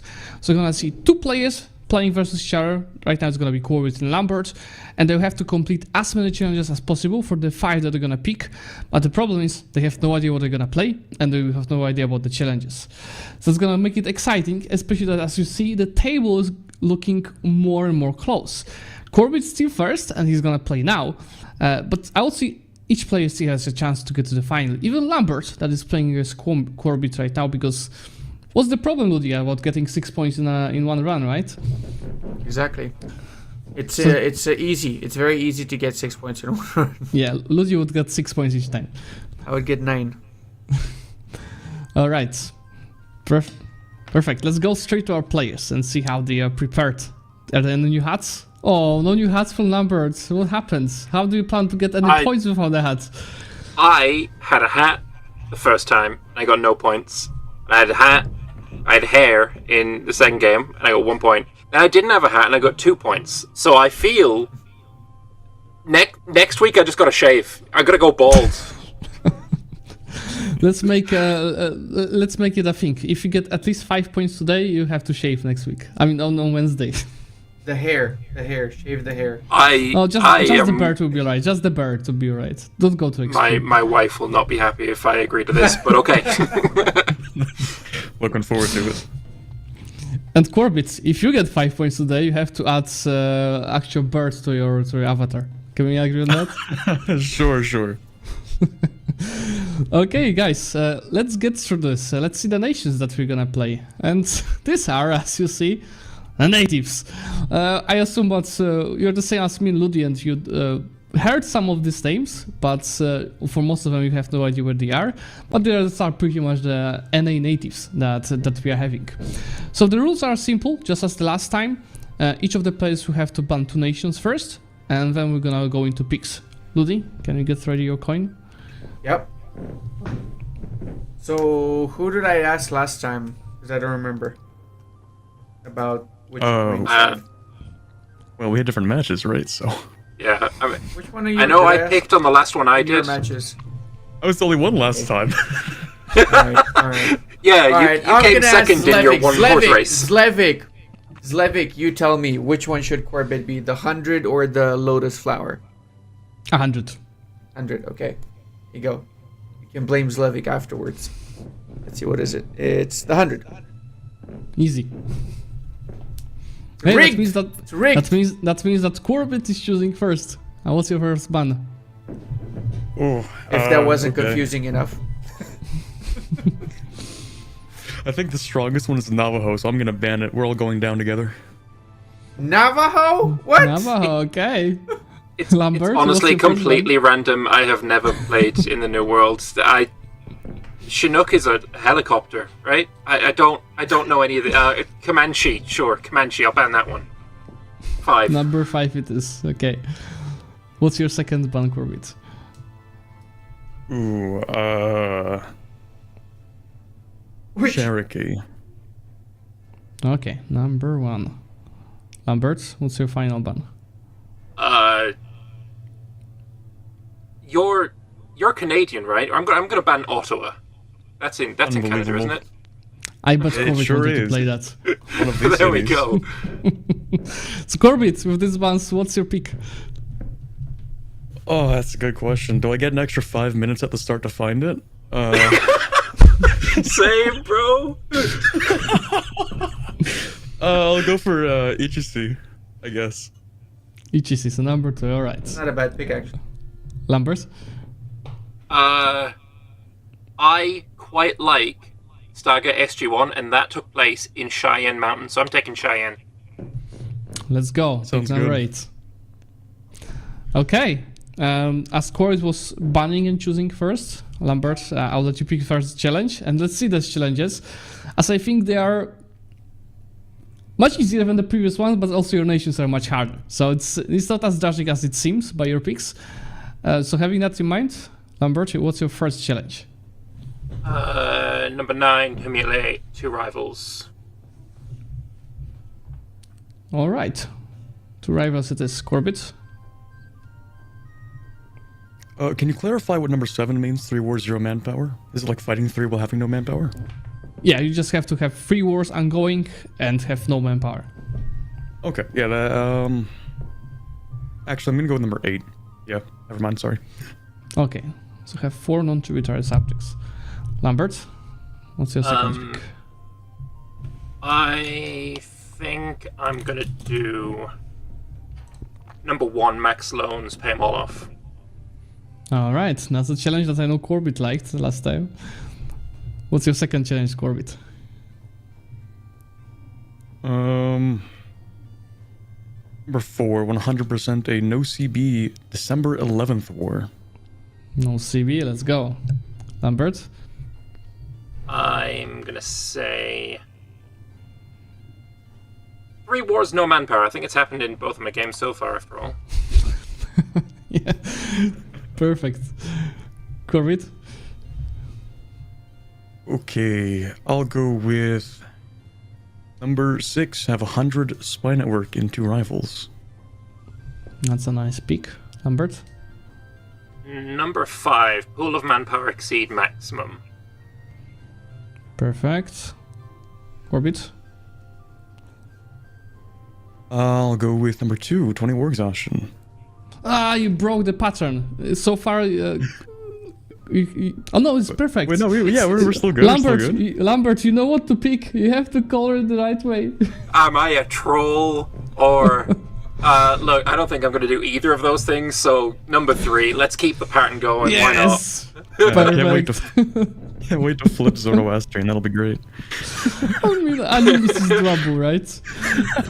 I'm in the north of America. Wait. I have no idea where you are.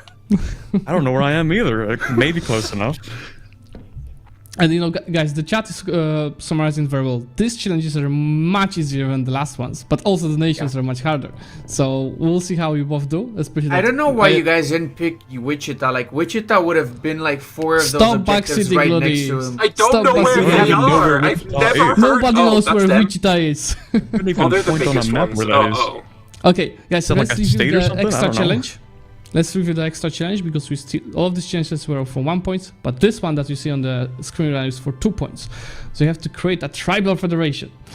And in case if none of you does that, I have like a small comment from Ghibli that the person with the most federation advancements get this point. That's at least what was mentioned there. Okay. And do you only have to create it, or do you have to keep it for the entire run? Just create it, if you manage to do that. Okay, I will let you both get into the game and prepare for it. I'll get ready on mine as well. People really don't play much in the New World, do they? Ludi, you have to use your knowledge here because I never played a freaking native. So here's what I don't get. Like, Wichita is basically the same like Cheyenne, but they start with like 5 or 6 extra territories. Okay. So I respect the Cheyenne pick, though. I'm a big Stargate SG1 fan myself, so I respect the Cheyenne pick. Nice. That's a beautiful pick right there. But Wichita would have been the strong one. Ichisi, though, is a really strong nation. They're also a settled tribe over above Florida, essentially. So Yeah. Corbett That's had actually a the really good advantage. pick. That's a It's a really good pick. I'm looking yes. at it right Ichisi now. is one of the strongest ones actually out of all of those. Ichisi and Wichita were the strongest, which is why I thought that they're gonna get banned first, right? Yeah. But yeah, and they're also they have the tier 3 government reform. They're a settled tribe, so they're There's really, just really so well many other tribes runs, which of course it doesn't mean it's a free game because they can all ally each other and you can't do nothing, which is also possible, especially if They you're should Lambert. they should have an easier time though to form a federation though as Ichishi. So let's see. Yeah. They might be going for the 2 Yeah. points from the Steel Series challenge. Yeah, but let's go for the challenges one by one. So 20 war exhaustion, it's a standard. You just take the what was called the truce. You take the access, Military access. and we just attack 2 nations at once. Check, you get 20. That's easy peasy. Easy peasy. Yeah. 100% NOCB war. He just has to attack in a month, so that's also potentially doable. But it might be also an easy troll, right? If he doesn't win it. What else? We've got half a hand spy network into rivals. Also rather easy peasy because there's just so many possible rivals around you, right? Even if one of them dies, just choose another one and build spy network. And he actually has 3 diplomats. So it doesn't have to be the way that, oh, he gets to do everything with his diplomats like I think Lambda had it last week. He still has 1 diplomat to do the other actions. And then 4 non-tributary subjects. That's also pretty doable if you have so many nations around you, right? Yep. The only issue might be to get to Animist, but it's not that far away. He just needs Migrate. to... It's very close. Yeah, just needs to reach Borado. How quickly can you migrate, really? Because I have absolutely no idea. It's gonna take a while. I don't know if he can do it in 1 hour, but it depends what route he takes. Let's see. So he would have to go Sawokli, 1, 2, 3, 4, 5. No, he cannot. There goes the no CP war. So I Look at that, Wichita. Wichita is literally 1, 2, 3, 4, 5. Come on.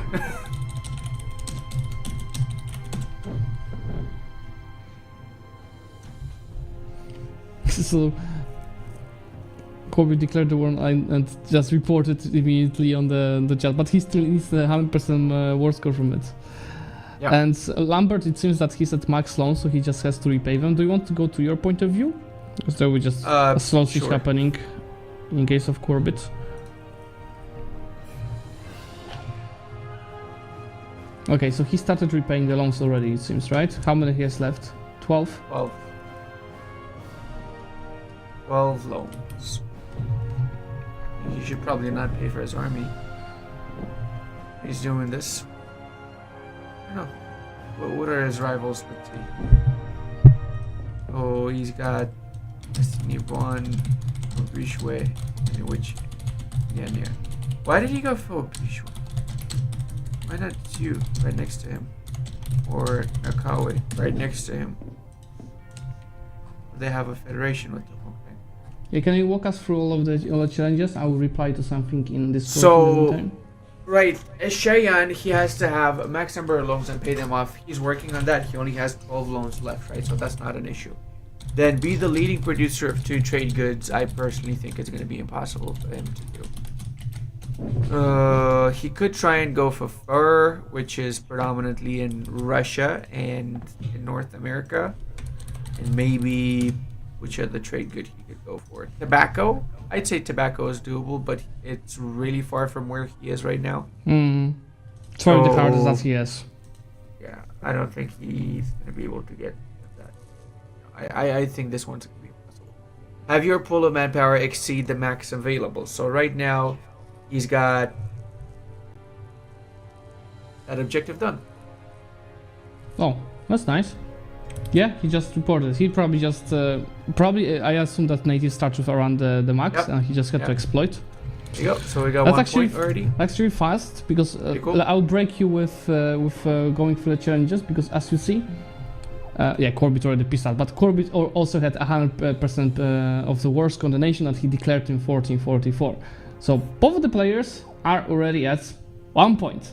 So that was what exactly as someone said in the chat. These challenges are much easier compared to what we had in Iberia. First ones, yeah. And that's even saying, but we were fighting to get the changes in Iberia easier already, right?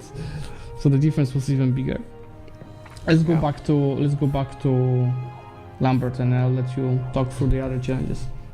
So 3 wars with 0 manpower is eventually going to happen. I'm assuming he has someone in plan. But I also assume that he's going to be migrating to be attacking said nations because he would have to migrate to this province here in order to be able to attack 3 of his enemies here. He hasn't migrated yet. I'm not sure why, but I'm guessing he has a plan. And accumulate 2 rivals whilst PP modifiers are active.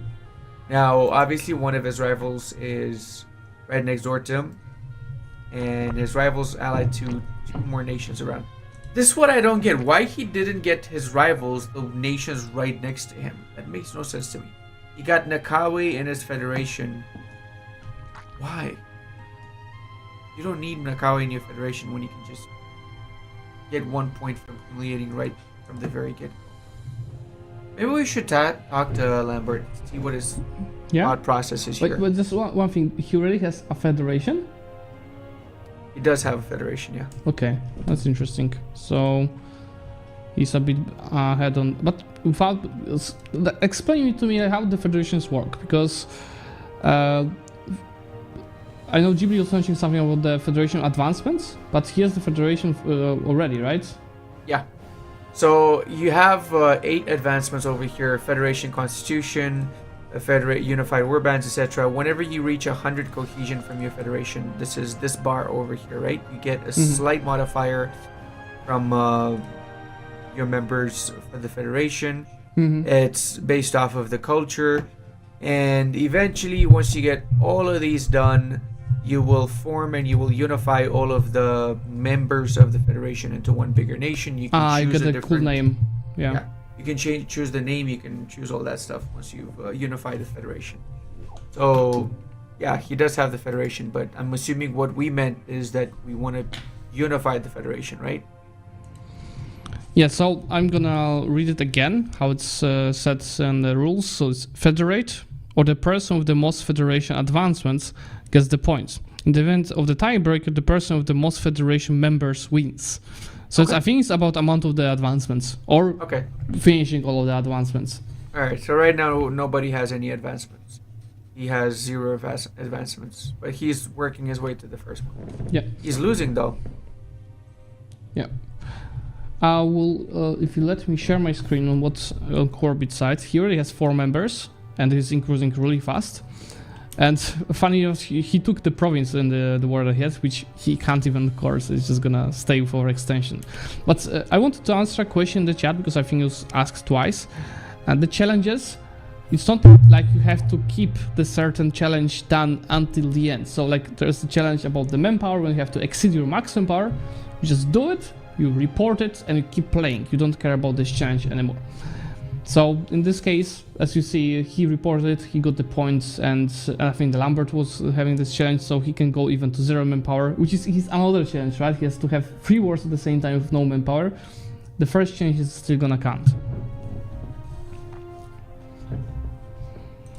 I feel like these objectives are really easy compared to the previous ones. Now that I'm looking at them, I'm like, these are all insanely easy. Like Corbett, for example, can literally do all of them except. We'll see, right? We will say that pretty often, but then they are limited to speed 3, right? Because speed 4 is lagging, so it's not that easy. True. Well, actually, he can even do the animist one if he expands with some no CBs, I guess. I don't know. Yeah. For now, we see that Corbett is going 3 times over his first name, because we just moved directly to his point of view. So I'm wondering what kind of the big war he's preparing for us. Shall we ask them, or do you think it's a little bit too early? I will ask him 1 second, because there's a cool question in the chat saying, does banking manpower with queued up units count? I'll have to answer it for you. First, he didn't have to do that, because the natives are starting around their maximum power, so he just had to exploit manpower in his only province, and he already had this challenge done, so actually this challenge was a bit too easy. Yep. And 2, the banking manpower with queued up units is fixed, meaning that in the current patch, you only get manpower from the queued up units up until your first limit, not the maximum power, not anything above that. So it's not that you can bank that much. I think I've used that in the Sweden challenge to Masters Universals, but that was on the patch 1.34, I think. What he's trying to do? Yeah. Well, let's see his objectives. Maybe we can figure out from the objectives. I think he's trying. That's my bet, that he's looking to get the 4 non-tributary subjects. So he's gonna do the same as he did with this one nation, and then he's just gonna release 4 nations at once. Yeah, I assume so. He's trying to go for the ones that have the weakest alliance sets, I'm assuming too. Yeah, and that's also probably the hardest challenge, except the flip enemies that he has. So maybe he wants to get it fast. Is it a coalition that I'm seeing? Yes. Oh boy, look at that, guys. I feel like this coalition is extremely... That's bad! This coalition is extremely unnecessary. I don't know why Yes. he didn't just attack one of the federations. You Yeah. attack one of the federations, you kill, like, adjacent to him is a federation that has 6 members. You can kill them all. Just merc up, kill them all, and then you I have will the 4 just attack vassals. these guys because Where's this, that? There you go, 3. these guys just have Easier. it's just 3 nations, Yeah. Easy. right? Easier than having a coalition. That's so unnecessary. Like, Especially that he has extremely SCP, right? Yeah. And for which is actually for making them a subject or conquest. Exactly. I think that might be a restart. Depending if these I would nations assume join. so. If these nations join, it's They it's will join streak. for sure, yeah. That's the reason. So he's gonna end up fighting 7 nations anyway. The question is, can you vassalize his tribes? Let's try. I will go to Kispoko. Yeah, I can vassalize, no problem. Ideally, you take the province that he did here, and he just releases the subjects. Because if you do it one by one, they will get disloyal. People are gonna start supporting the independence. You get into the war. Otherwise, you can just keep all of these lands, and by the end, just release all 4 of them without any risks. And I think that's what Corbett is doing. But we can talk to him. Let's go to his point of view, and let's call Corbett in 3. Ludio talking 2, 1. Let's go. Skibbity boo, skibbity bay. What that coalition Whoa. there, hey? Hey, you know what's really funny is, you know when you like no CV somebody and it kind of like tells you how bad it gets. Well, see, the thing Yeah. is, I didn't wait for it to load all the members. I just hovered over it. I'm like, saw nothing, and I'm like, okay, my we're good.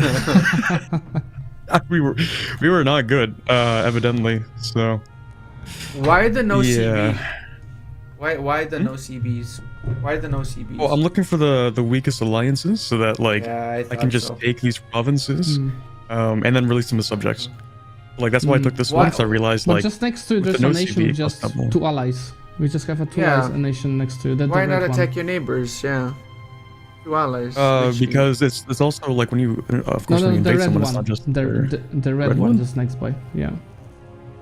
It's just that would 3 have nations in been total. 4 countries. No, the one is in both of the screens, What, so it's just 3 nations. Easy peasy. Better for the coalition of 10 nations. I suppose, yeah, I guess. I didn't think I'd be able to win that, so I went for the lowest That one. I just coalition is gonna misjudged be the AE. It is, How do and you I plan might to be fight looking at a a restart if it coalition? declares. Yeah. Oh, I don't. If it declares, I'm restarting. Yeah, that's just kind of how it is, you know. You live and you learn, right? All right. Yep. How are you planning to become animist? Oh, yeah, I don't know about that one. Because the thing is, since I'm not a migratory tribe, right? And animism is like all the way down here, so that's a tough one. I suppose what I could do is try to, I don't know, get vision by no-CB being Huastek, and then trying to see someone, then no-CB them. We don't have a lot of options to work with here. Sounds like those Have to get CBs them to answer for convert me. everything. It kind of has to be in this place. Okay, I will leave you that. That's how it is. I'll leave that with you, and good luck with this coalition. Thank you. Too many OCBs, right, Rudy? Oh yeah. Oh, he just mean- got declared by the coalition. Immediately once that's a he stopped restart. talking, that's a restart. Yeah. The thing is, that's like a very, very useless amount of no CBs. I'm a fan of no CB wars also if they're useful, right? But if it's just something you Oh. can just get. Yeah, the first one was alright because that was his mission, right? Yeah. And he also got a province, which is super useful. But the second, it's better Pointless. just, as you said, just merc up and take Exactly, down exactly. 3 nations at once. Yeah. Exactly. If we switch on over to Lambda's, to Lambert's perspective here, we both Yeah. started with an L. You have a little bit of a war. Now we do have a few loans, and instead of paying off the loans, see, we're getting more loans now, but we're gonna pay him off eventually. The problem is though that he's getting weaker, right? So it's getting harder to get the cohesion up. He is gonna get more of his objectives though. I'm thinking this is a humiliation war, right? So that's one of the wars. We need 2 humiliation wars, was it, for the objective? Mm-hmm. So we got Nikia 1 and Second one is gonna be. I see Noibe. Oh, he's got both of them. Okay, so he can enforce with the humiliation on both of them. No, that's nice. That's Yeah, actually that's a really good good. RNG. That's actually really good. There you go. Is it Lambert playing or is it someone else? I can't believe he has a good RNG. I know, right? Time to crash his game. Alright, so we got one of the humiliations done. And now we're getting the second humiliation, I'm assuming. Let's go to his point of view and see. He might be going for show of strength. That would be really good because that includes humiliation and 100 of each mana points. Yep. Let's go. He has to report it now. I'm gonna confirm it. Yep. So that's a really good start from Lambert. That's a really good start. That's a really good start, yeah. Let's hope that he keeps getting this good RNG so he can catch up with the points. Right now, how many points does he have? I think he's at 3, so that makes him up to 5 already. And the fact that he's playing longer without restart is also making a higher chance for him to get Federation. more Federation cohesion. advances. Yeah. So he's gonna get the first one in the next 2-3 years, I guess. So if he's smart, what do you think he's gonna go for here? Slavic. We don't have to say if. He is smart, so let's see. I mean, yes, obviously. I I meant from a Federation perspective, is what I meant. Yeah, he definitely has to focus on repaying the loans. Should be easy peasy. How many more he has? Just go to your point of view. 18. Oh, 20 okay. now. Okay. I mean, that's he has a good balance. It's just a matter of time. I think good spruce. I wouldn't even try getting it. It's just no chance to get them. And then worse, it's easy peasy, right? It's just he can do it even at the end. And just let them siege him down and just burn them in power first. So it should be alright. I'm just thinking. I think he just needs a speed. Is it the reform increasing for the tribal advancement for him? Yeah. So he can get the chartered settlements, which is going to give him settle cost minus 20%, right? Mm-hmm. It's going to be really good because he's a migrating tribe, right? So that's going to lower the cost here by 20%. Right now it's 200 mana, right? So 20% lower is significant more. Yeah. So I think he just needs a fast speed to get more advanced. He has 18 minutes advantage over Corbett, and he's already completing the first advancement, right? So that's a big disadvantage for Corbett, but also at the same time, I think Corbett's missions are a bit easier than Lambert's, so they might end up having around the similar amount of the points unless Corbett misplays again. I was going to say that his missions are actually significantly easier than Lambert's. But Lambert's doing pretty good though still. And I think Corbett just made the same mistake. He started with an OCB war, while in 11th of December, of course now time passes, but in 11th of December both of his bordering nations had only one ally. It's actually... And he has a CB on them too, by the way. So the AE you spent on an OCB, you could spend it to take both of provinces in one war. Yeah. And then later you have 2 nations to release, or you don't even have to do that, because if you take this province, you have CB on 1, 2, 3, 4 additional nations. So it's perfect start. It makes no sense. But he had to do an OCB actually, so that's my bad. Okay. He had to do OCB because his mission is about you have to know OCB. But honestly, I would prefer to know OCB one of these two, because now they are part of the Federation. And if you take this one province especially, you just unlock so many possibilities to look for nations without allies or with minimal allies. So it probably was more worth to know CB the Kashikta. Yeah. You have an extra 3 more nations you can attack afterwards by taking Kashikta. Yeah. Do you want to talk to Lambert now? Let's go to his point of view. Yes, let's go. I'll show the quest board. And I'm gonna call him 3, 2, 1, let's go. Fee-fi-fo-foo. I smell Stargate, don't you? Sure. I don't actually know where Cheyenne Mountain is. I guess migratory tribes migrate around, so I don't know. It looks very flat where I am. I don't know. I guess so. Don't you mean indeed? Indeed. All right, now that we got the teal cat out of the way, what's the plan here? What's the plan here? Lambert? At the moment, I'm just trying to chill for a moment. I've gotten a couple of things done. The ones that I'm So looking at. you got the humiliate rivals objective. Did you? put Yes. that in? He got it. He got it. Yeah, I just pinged this about it. The ones that I'm looking at doing are I need to pay off my loans, Right. which is not too far away. I got 48 ducats. I think that's fine. 3 wars, no manpower. I think I'm gonna try and have that basically be how I end the game, end this hour, because I could just declare on anyone for that, That's even if smart, I'm gonna yeah. lose. Yeah. And I think that's it, right? That's all I can really hope to be able to do. Yeah. Because I'm not sure I'm going to be the leading producer to trade goods as a migratory tribe. I'm not sure that's actually possible. Yeah. How about the extra challenge? Do you know The that Federation? if you don't reform the Federation, you just need to have more advancements than Corbett to get the Yeah. point. Well, you have one Oh. advancement right now. So if you get more than one, Maybe I should have gone with the one that makes it grow faster. that's what I was thinking. Yeah, that's going to be the next one. But no backseating, you remember? I didn't say nothing. I was just He was just explaining the challenge to me, which I exactly.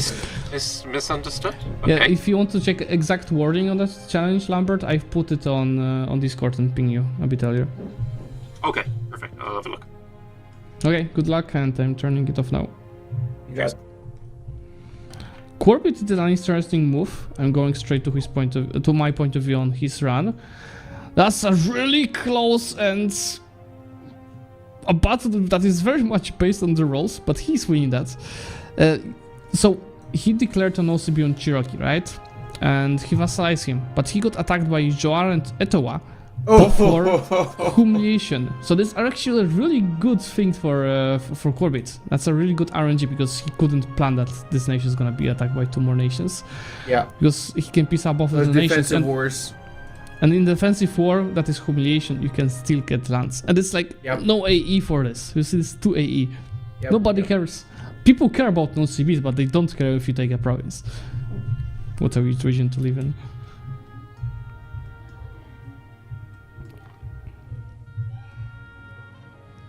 What were you saying? I'm saying that nobody cares in the region about the provinces being taken. They only care about the no CB wars. Very true. Yes, always defensive wars is an easy way of not getting too much aggressive expansion as consequence. Oh my god, look at that tribal federation. So compared to Lambert, we have a lot more nations in the federation here. Yeah, but So he's not definitely proceeding. trying. He's not Yeah. proceeding because he's too weak. But as soon as he gets stronger, then the federation is gonna get to the space. It's gonna be Yeah. much faster than what Lambert is having. That's It's why I probably was. mostly because of position, right? Because just here he has It's also because more he's a nations. settled tribe, so it's easier for him to grow in strength compared to his tribal federation members. So he's got the tier 3 government reform settled tribe. Mhm. So Lambert's gonna struggle to catch up with that. Lambert's only choice is to get more members now and get stronger compared to his members, but I don't see how he's gonna do that compared to Corbett, which has like 9. How many is that? Like That's 8, 10. 9? Well, I think That's a decrease 1, 2, 3, 4, 5, 6, 7, 8. No, that's 10. That's a lot. He's got a good position to get as many in the federation as possible, right? Yeah. Because there's so many different tribes around him in the same culture, right? Which Mhm. helps a lot. So we go over to the culture map mode for a second. We can see what exactly we have there tribe-wise. Oh, and we just lost one more tribal member, Lambert. Lambert, But at the same time, you know, it's not limiting his expansion that much, you see, because they are mostly far away, the Federation yeah. members, so it's really good. Very true. And he has claims all around. Is it from a mission tree? Yeah, mission tree. Yeah. Birds of Prey. Oh, Yep. that's a morale. That's actually quite a nice mission tree. yeah. Yeah, I see here. That one, yeah. Second one. I'm getting convinced by Corbett to actually play as a native. So If you So I if you never check did the that. mission tree, go down on the mission tree, you can form High American now. Is this? No. This? I don't see it.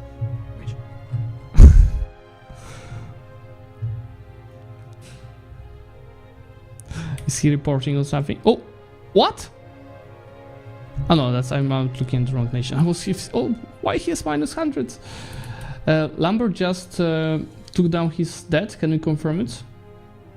No more loans. for Lambert? Yes, no more loans for him. I can Let's see your confirm. screen. Okay, perfect. No more loans. Confirming that. That's a third point for Lambert. Really good. So there you go. Sunset Invasion here. It allows you to change the tech group to High American and unit type to High American. That is the best unit in the game, by the way. And the best tech group Nice. in the game, I guess, as consequence, right? Nice. Oh, this was added recently, by the way, and it makes a difference. All you Okay. need to do is just drive out the Europeans. Easy peasy. Easy peasy. That's it. Embrace feudalism. Be one with the feuds. Yeah, and the chat is asking if you're gonna have the if outplay will be single player, multiplayer. I think it would be single player because in our MP mod the natives are like, completely changed. I mean that we don't have 1,000 different natives, which is slowing down the game, and also it's not a pleasant way to play there as a colonizer. We instead have like 5-6 nations that are like completely changed. But also I would play single player if anything. Which MP mod do you use? Slavic. Oh, it's Slavic. Okay. Yeah, Slavic MGL MP rebalance pack. We've got like I think 4K subscribers or 2K. I don't remember by now. Like, is Lambert frozen or something? Do you see his? I'm looking at back at his point of view. He's just sitting. Okay, now he's moving. He's just he looks like frozen. I think he's watching the second season of the Reacher series right now. as we speak. He's What else he building can up his do? forces. He's getting ready for the big war to get that particular point, I believe. Yeah. And look at his date. It's 1461 already. Why? Needs more members. Where's the members? Why Fight! Corbett is just 1447. That might be a big advantage of Lambert. Even with less members, he might still have a chance of getting that extra points for simply going fast. Yeah.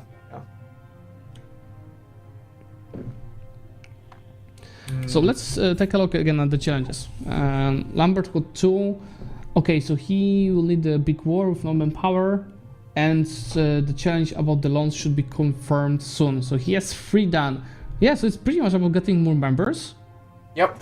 And Pretty much.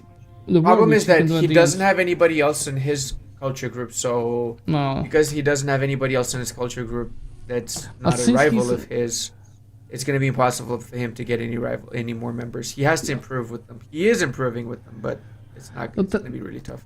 Tell me, Lee, he is a migratory tribe. So what if he migrates to a different culture? Can he change his culture group? Actually, I'm not sure about that. Maybe.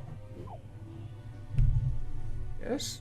That's what I would think would be like. Just go towards the culture that has more nations, Let me right? check the culture map mode. Where would the closest one would be?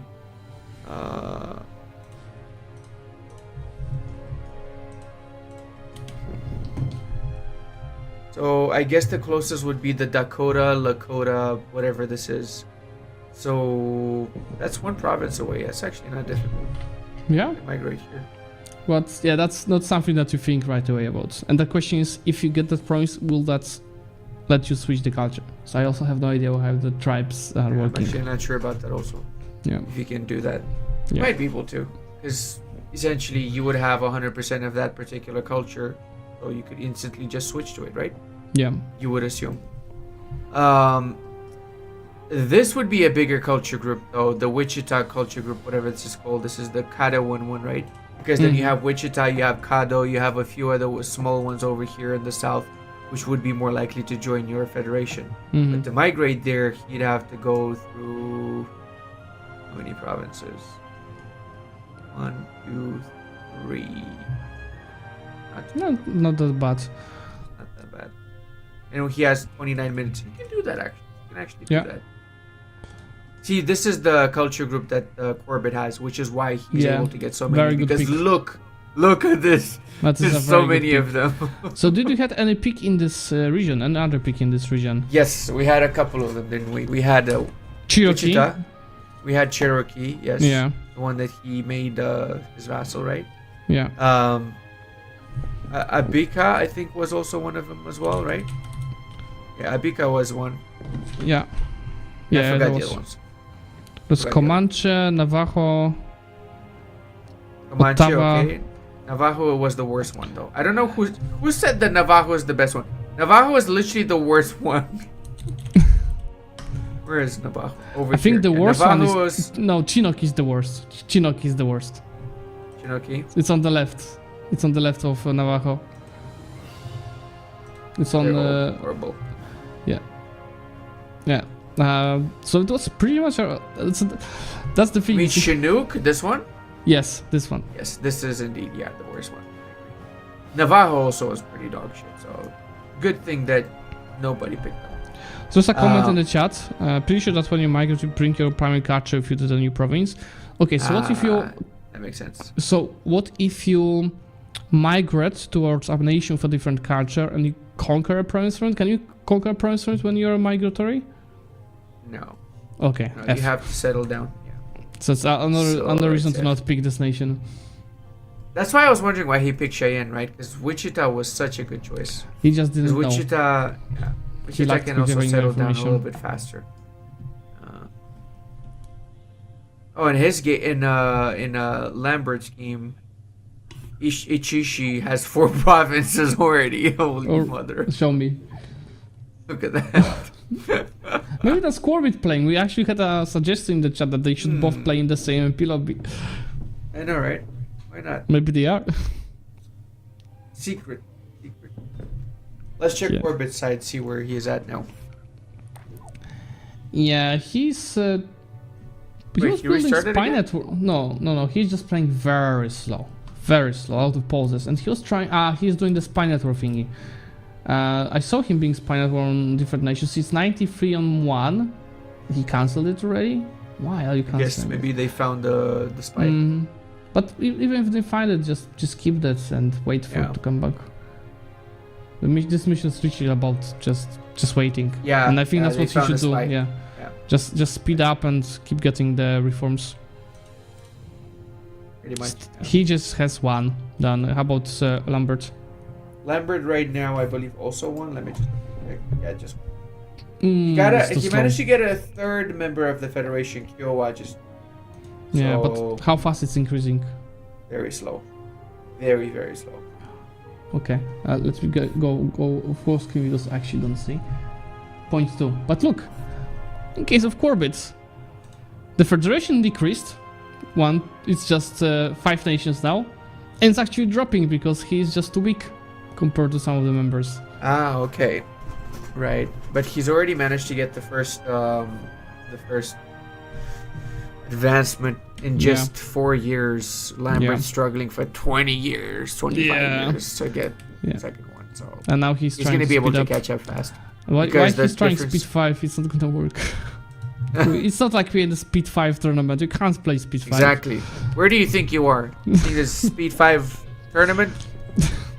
And there's a comment in the chat that's it's PQ from experience, but too bad that you're not playing in Australia. What? Too bad they're not playing in Australia. Actually, at least 2 picks should be in Australia. That would make it more interesting. True. Very true. Oh, and another diplomat just got.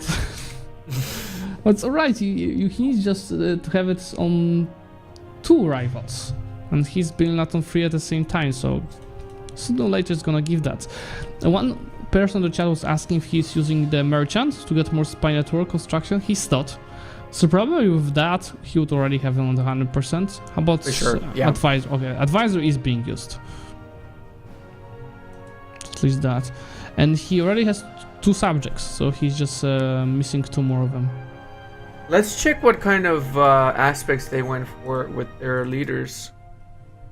Did they Where do I Did you check get that? any ancestors No, to not your yet. religion? Not yet. No, also not yet on Lambert's side. Can you explain how it works? Because I said I So never basically, played here. when so for example, right now we have silver tongued Wechelagaga Debu Shkmamadudus, the accurate name. Okay. And when he passes away and a new guy comes to power, right? You get the option of choosing that guy as one of the ancestors, this one that passes away. Mhm. And based on what traits he had, in this case he has silver tongue, you can get this trait for your religion.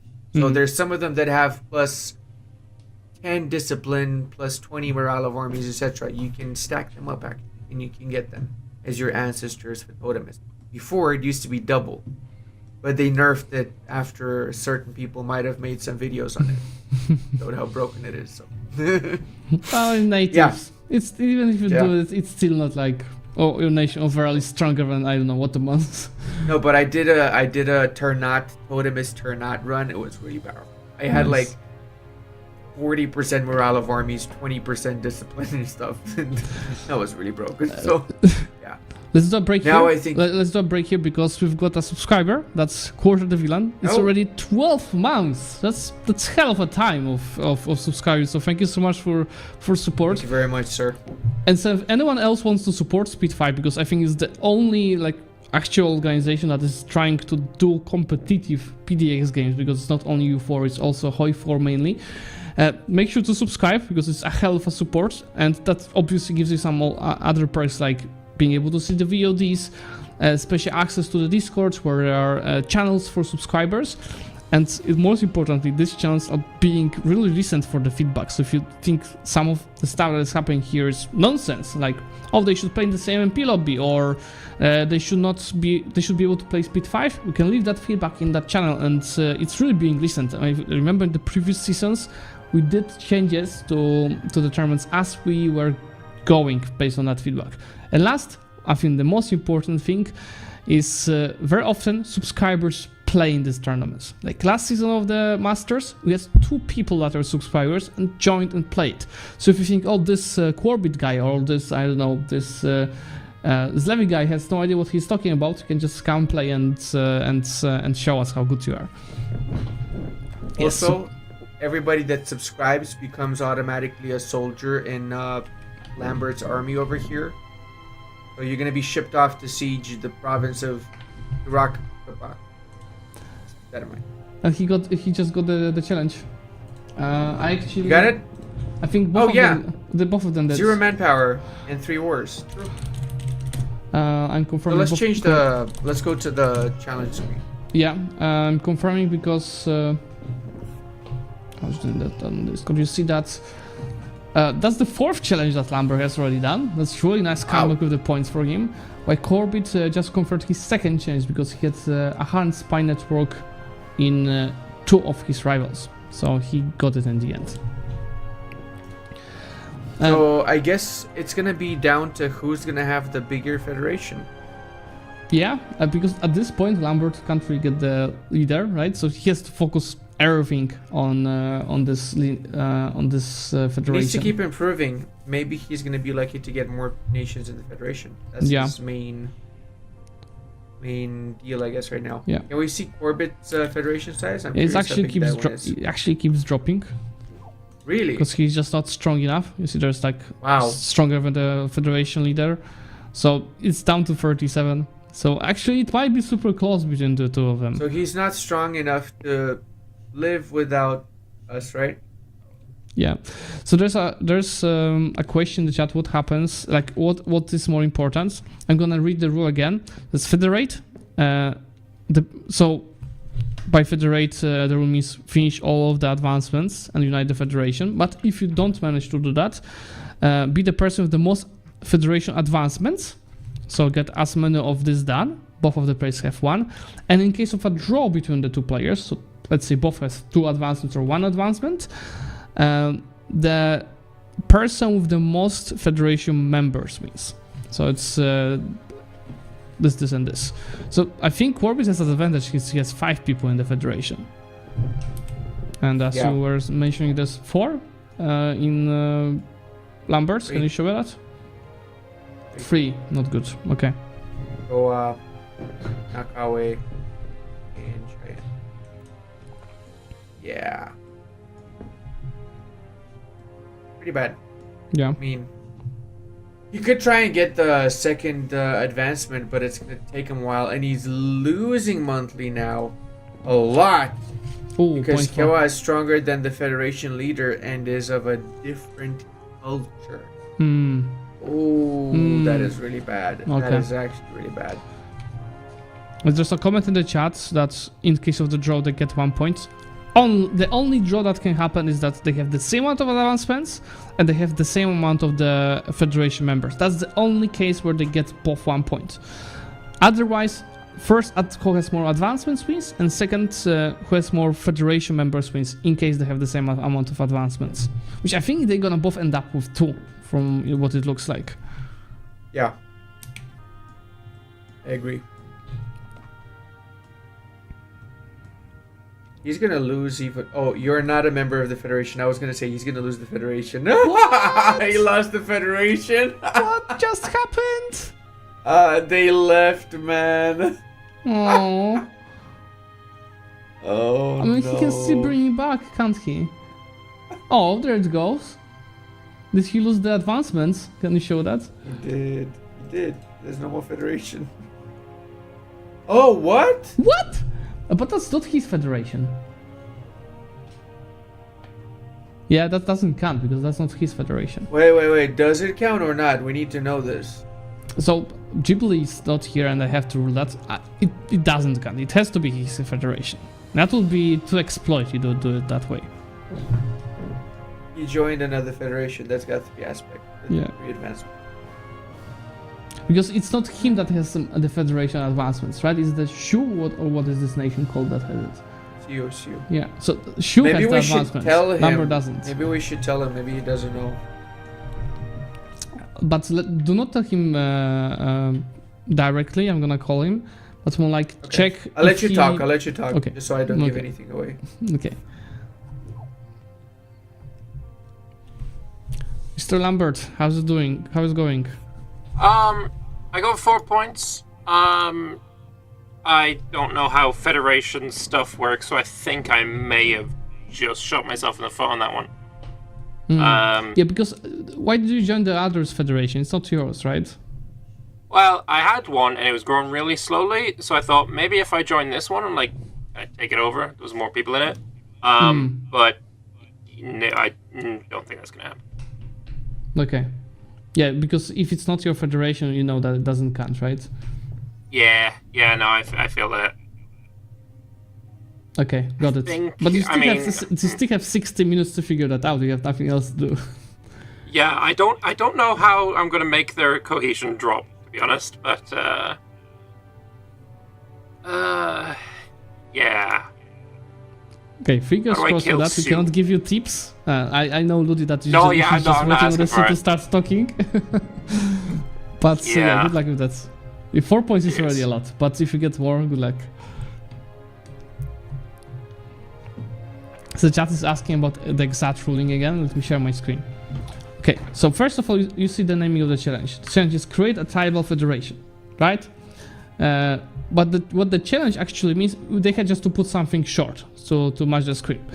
But the challenge is to actually get through all of the advancements and form the tribal federation, like united.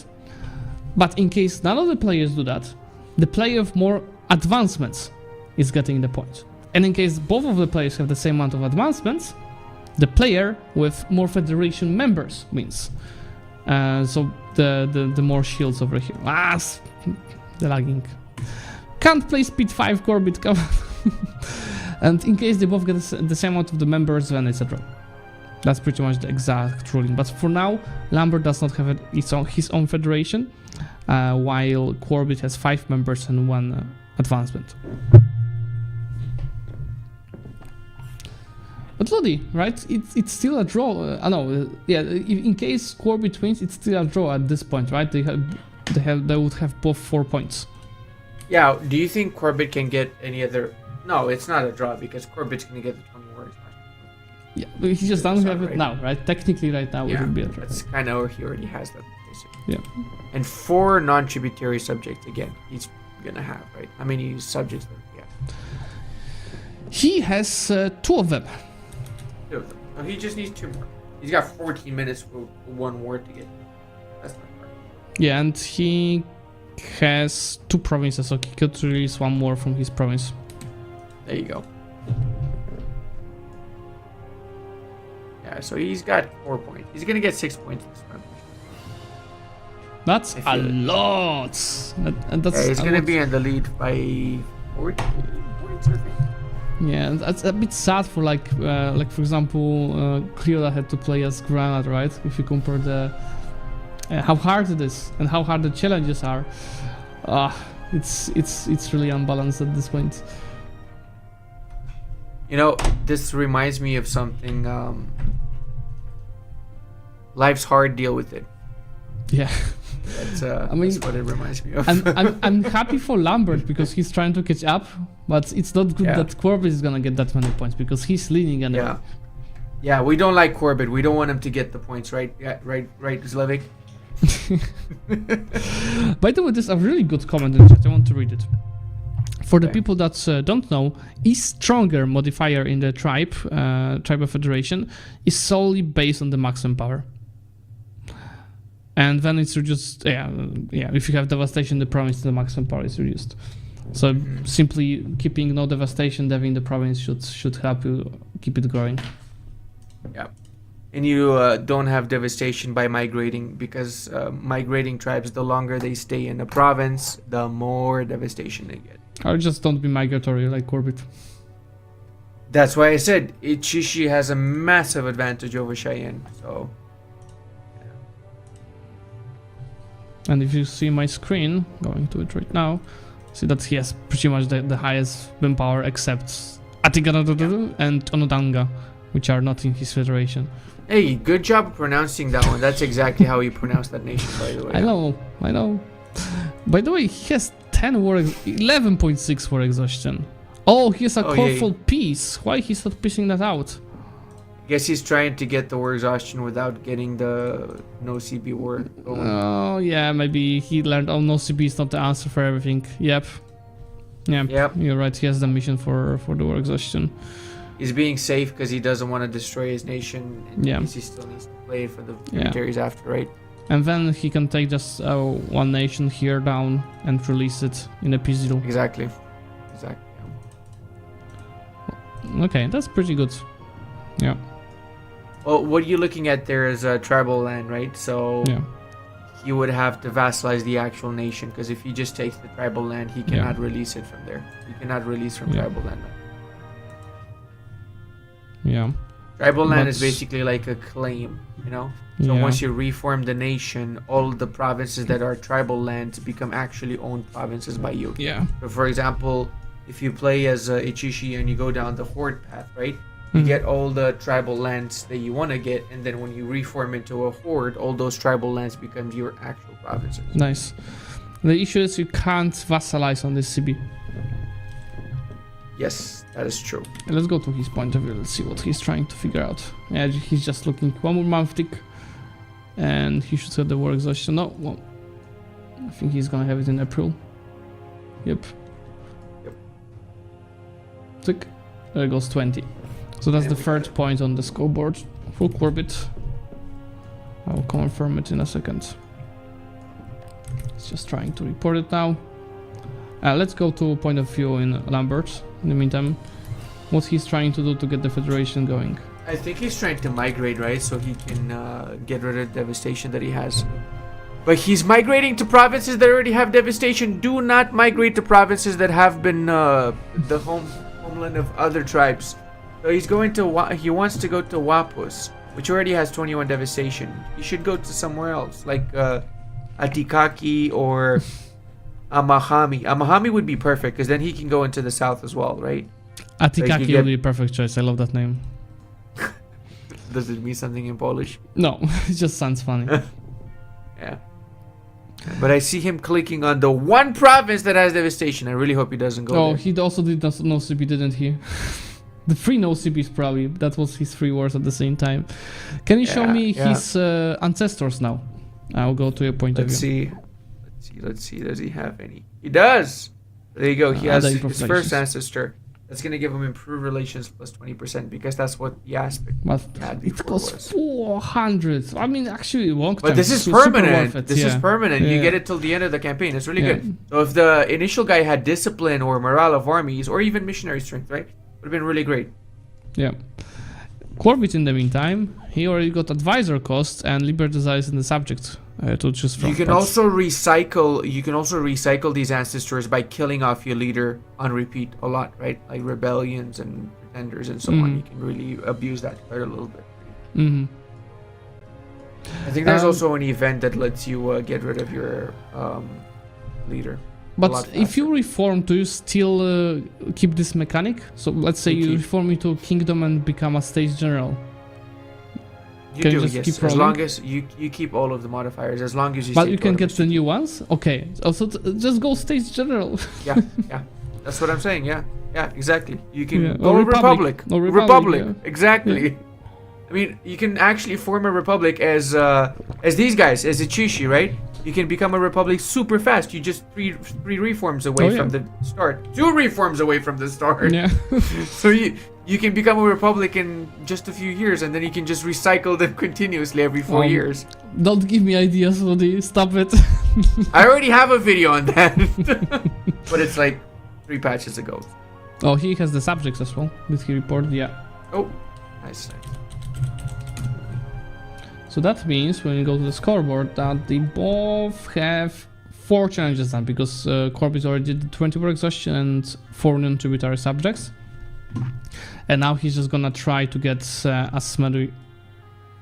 I think we need to highlight it because it's not highlighted on the board right now. 2 objectives, Yeah, right? it will For be in a second. non-tributary. But he has all of the. You see this? How did it happen? Let me see. Ah no, he can choose from. Okay, I thought he has all of them taken, but no, he just he reached You can just choose. the cohesion, so he can choose one of the bonus. So what we can take here? Monthly Federation growth. Oh yeah, that's what was being on type of development. Ugh. Freaking lags. Attrition to enemies, goods produced, settle cost, institutional spread. So nothing really OP, just stacking small modifiers. There it goes, second one. And how about Lambert? Is he still Literally migrated to the one province that had devastation. Who does that? Leave him alone, he has 4 points. Like, the one province he's not supposed to migrate to, he migrates to. Come on, Lambert. So there's a question from the chat if tribal unity gives reform progress. No, I don't think it does. No. I don't see any impact on this. 6 more Should we minutes ask left. Lambert Yeah. why he chose to migrate to this province? Don't shout at him, please. I'm gonna call him 3, 2, 1, go. Lambert, what is the strategic decision behind migrating to the one province that had devastation that you're trying to avoid by migrating? I'm trying to move closer to Sue, so maybe I can attack him again and force him to die, and then potentially maybe I can become the Federation leader. Though the Federation seems to have fallen apart now, which But I don't know. can you attack a federation? Sue is leader next if to you're in you the now, federation? so- I'm not even I doing it because I already have no did. idea. Oh, I'm okay. next to him now. I already did attack him. But it was an OCB, and unfortunately, there's actually nothing in there about give leadership, even though I kicked them so hard. Mm-hmm. So yeah, I don't know. Now there's a new federation forming. Okay, good luck with it. We just have 5 minutes left, so make sure to make it work. Also, Corbett message in the Discord that he's definitely not gonna try doing enemies, and he's fully focusing on the tribe now, and it's going pretty nicely for him. So see, it's increasing points a month, but he's paused. I don't know why. What are we waiting for? Oh, that's pretty good. 0.7 monthly. That's pretty good, actually. 2 advancements. Nice. His tribal development is absolute dog schnapple, though. He's being afraid about losing the Federation. Might. Let's see what the strength of the other members is. So there's a funny chat between me and Corbett right now on Discord, so just everybody knows. Because we're trying to figure out why he's posed. He's like, okay, if I lose my Federation, will I lose ability to get the challenge? Yes, he will, right? Because you have no Federation. It's like, oh, should I tap out now in case I accidentally lose it? That would work totally, right? Because he has 2 advancements. Lambert does not have run. But I'm telling him, but maybe Lambert has more. So he's a bit thinking what to do. He's saying, I don't think I have time to get another one.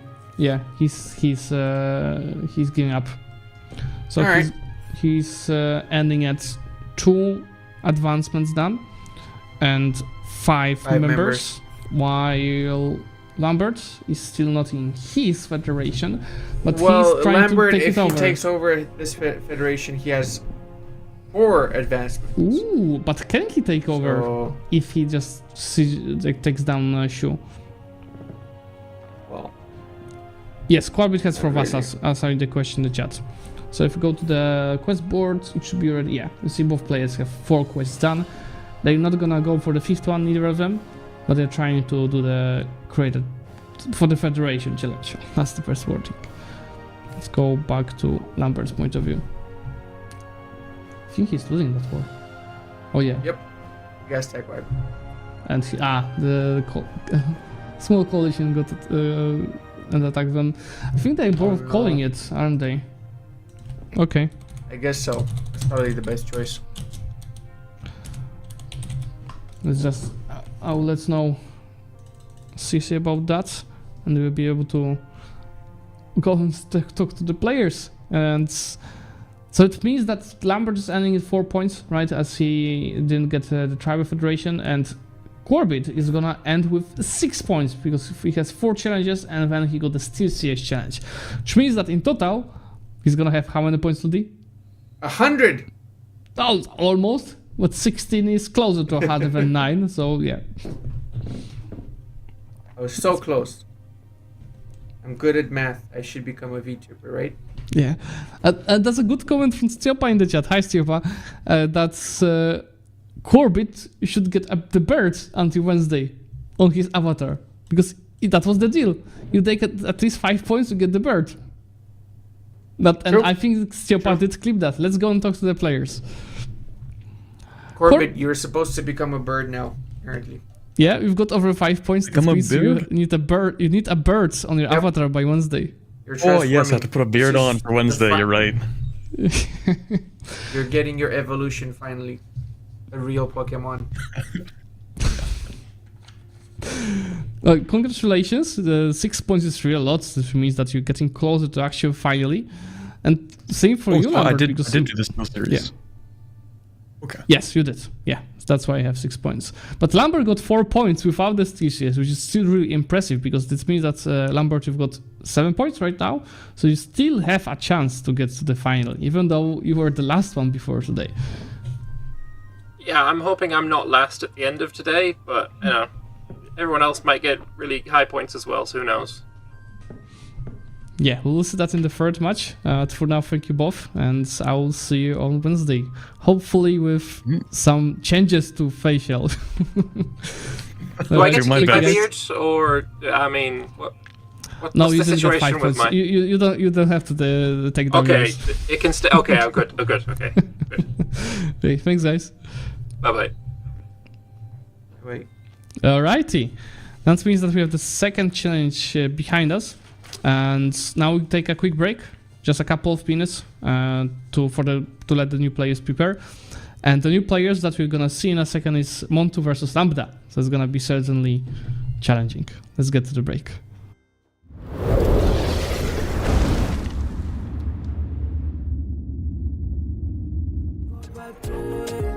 Here's a good vibe, train, train, train, train. Here's a good vibe, train, train, train, train. Here's a good vibe, train, train, train, train. Good vibe, train, yeah.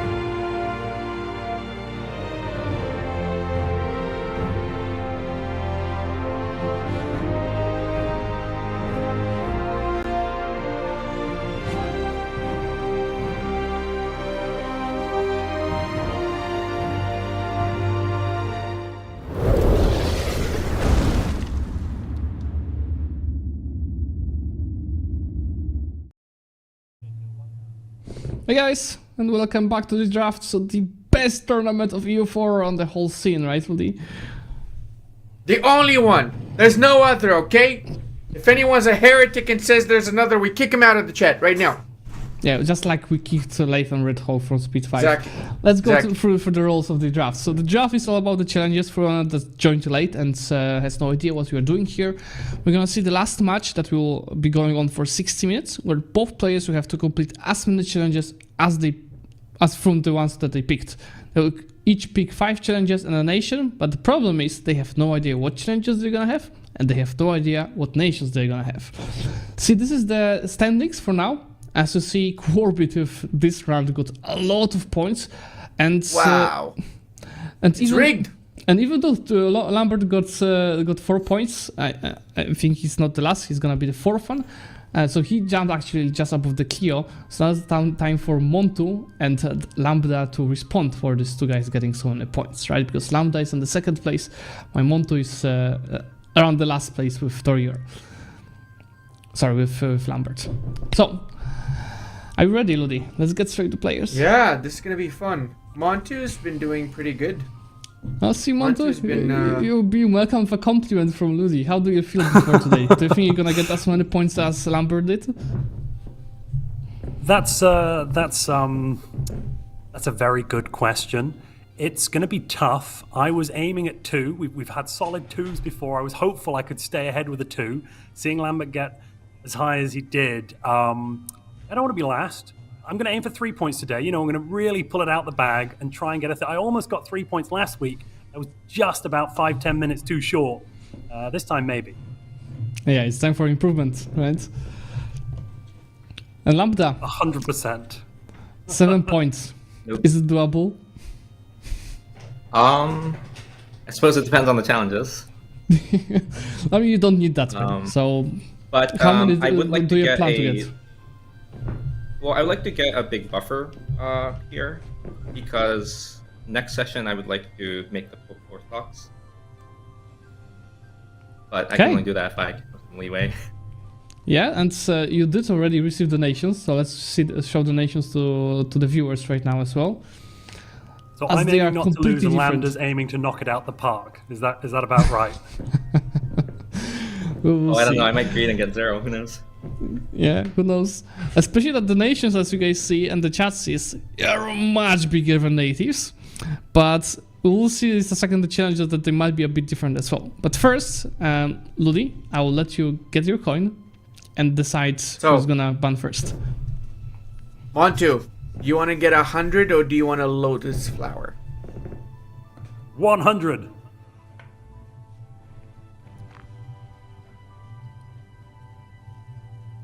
Yeah, that's Has clearly it what we has wanted. it been the 100 the whole time? Did it Yes. end up all the 3 100 times. all 3 times? Wow. I have to change the coin. This one is strict. So just to No, remind it's the perfect. rules It's to perfect. There's no need to change. So to remind the viewers about the rules, each player will now have to ban 2 nations, and then we'll go to a pick. So Montu, what's your first ban? I'm going to ban Norway. Norway, okay. Lambda?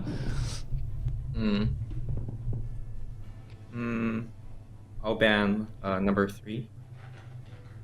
Holstein. We're banning the easiest ones, right? Holstein is the easiest. Montu? I'm going to ban Scotland. Scotland. And what's the final ban?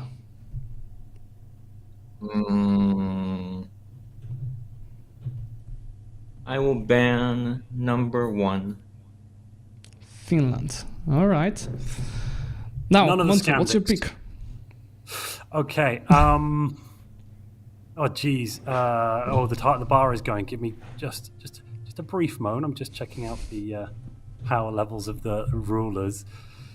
You know what? I think I'm going to go with Mecklenburg was there, wasn't it? Yeah, I'll go with Mecklenburg, number 7. Okay. Interesting choice. Lambda, is it live in order?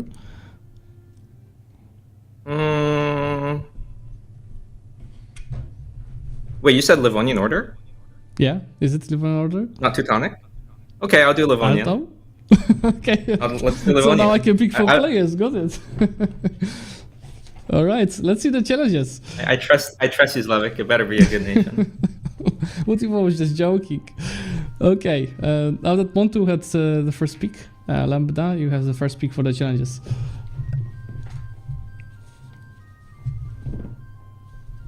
Is there a way I could get it on Discord or something? It's really hard to see through stream. Yeah, I can try and I'll screenshot come it for you. There you go. Thank you very much. Okay. Oh, I see my face. Great.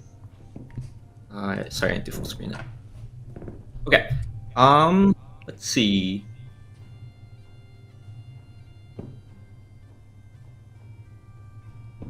I'll do Fire Golden Age. Okay, challenge number 3. Number 3, sorry. Montu, what's your choice? You had a lot of time to think about the challenge. Oh, no, I did. I was going to pick Fire Golden Age first. That's why I didn't have quite a large plan of that. I'm going to go with, I think, have 5 merchants. Okay, challenge number 4. Lambda?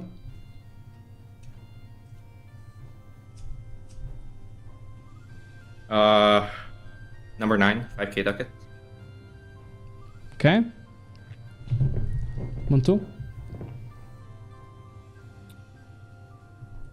Let's go with number 2.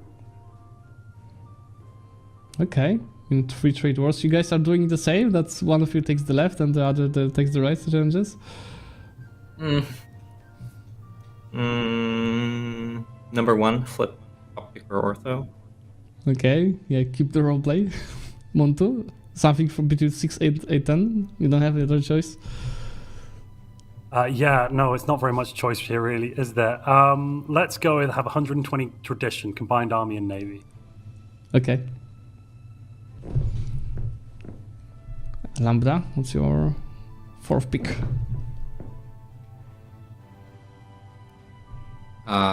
Number 6, gotta make it symmetric. Okay, support the rebels. Montu? I'm going to take number 10, never tech up. Okay. Challenging. Lambda, the last one. Number 8. Stack wipe the English. Then I'll take number 7. Fire radical At least this way, worst case scenario, if I get nothing, I can restart and not tech up and get a point. It's a genius plan. Sounds like a plan, but let's see if that's gonna work with the C-Series challenge. Because as always, C-Series challenge is giving 2 points, and this is Denmark must cease to exist. Oh, hello. Doable, but we'll see how it goes for both of you. Okay, guys, I'll let you get ready. And Good luck, Montu. We'll see each other. Good luck. Good luck. Why the radical reforms was picked as the last?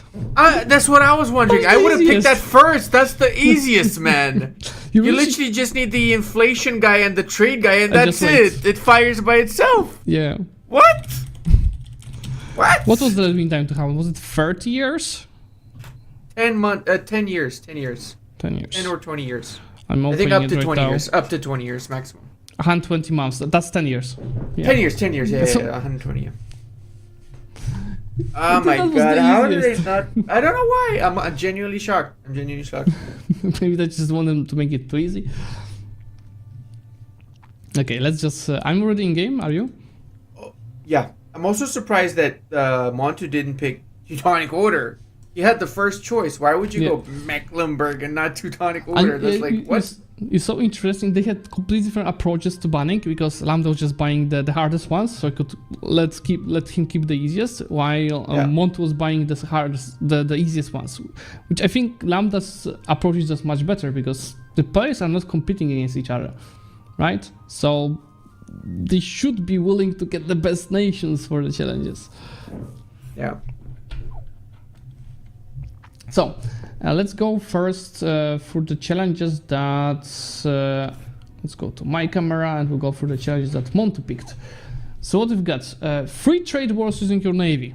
He has a perfect nation for that, right? Especially that he can fight small nations like Hamburg... No, it's a free city, probably he can't declare it. So it's also not like, but trade war is easy. We just blockade the trade ports.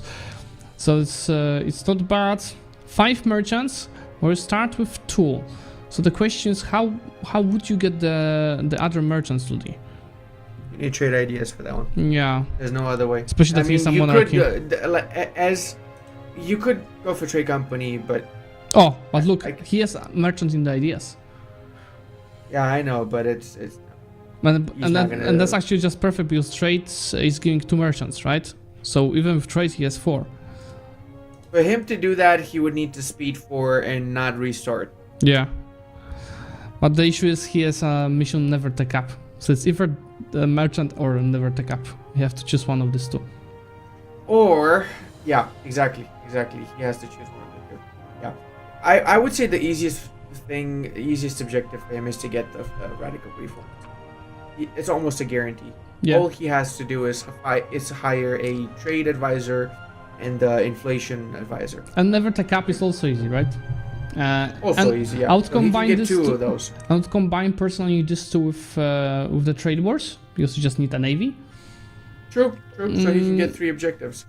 Yeah, and so this 3 and Denmark with good RNG is double. For now, it's a good RNG because in the only allied Lubeck, but we're just all few If years Sweden does it for in. him. If Sweden does it for him, Yeah. let's say.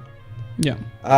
The merchants is impossible in my opinion because you do have to take up to get trade ideas. Yeah. And you could say get 1 extra merchant from trade companies if you're going to be expanding. Let's face it, Or a he's not monument, gonna- but it's not doable. or monument. Not doable.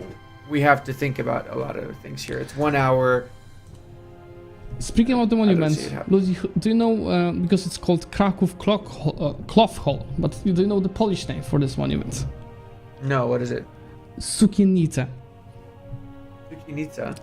Sukiennice.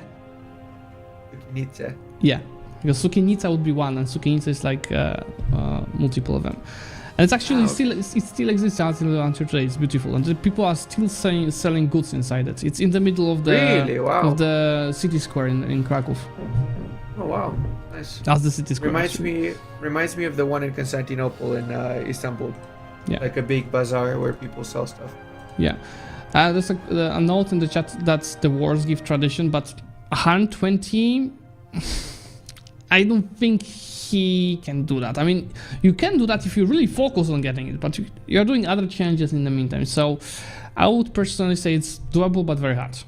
And this, I would say he can do it by losing battles, because Yeah. you get more army tradition by losing battles. Yeah. And you can also assign your ships to protect trade, which also Yeah. gives naval tradition. Yeah. Why he still paused? I think he's figuring out the privileges. So having that in mind. The thing is, he doesn't need to expand at all. Yeah. Unless So he he wants could to just- take down Denmark. Yeah. So he could just do a few wars, intentionally lose battles. I don't know. Just fight, let the enemy reconstruct their armies, fight them again. I don't know. Yeah. Like some easy nations to attack. Yeah.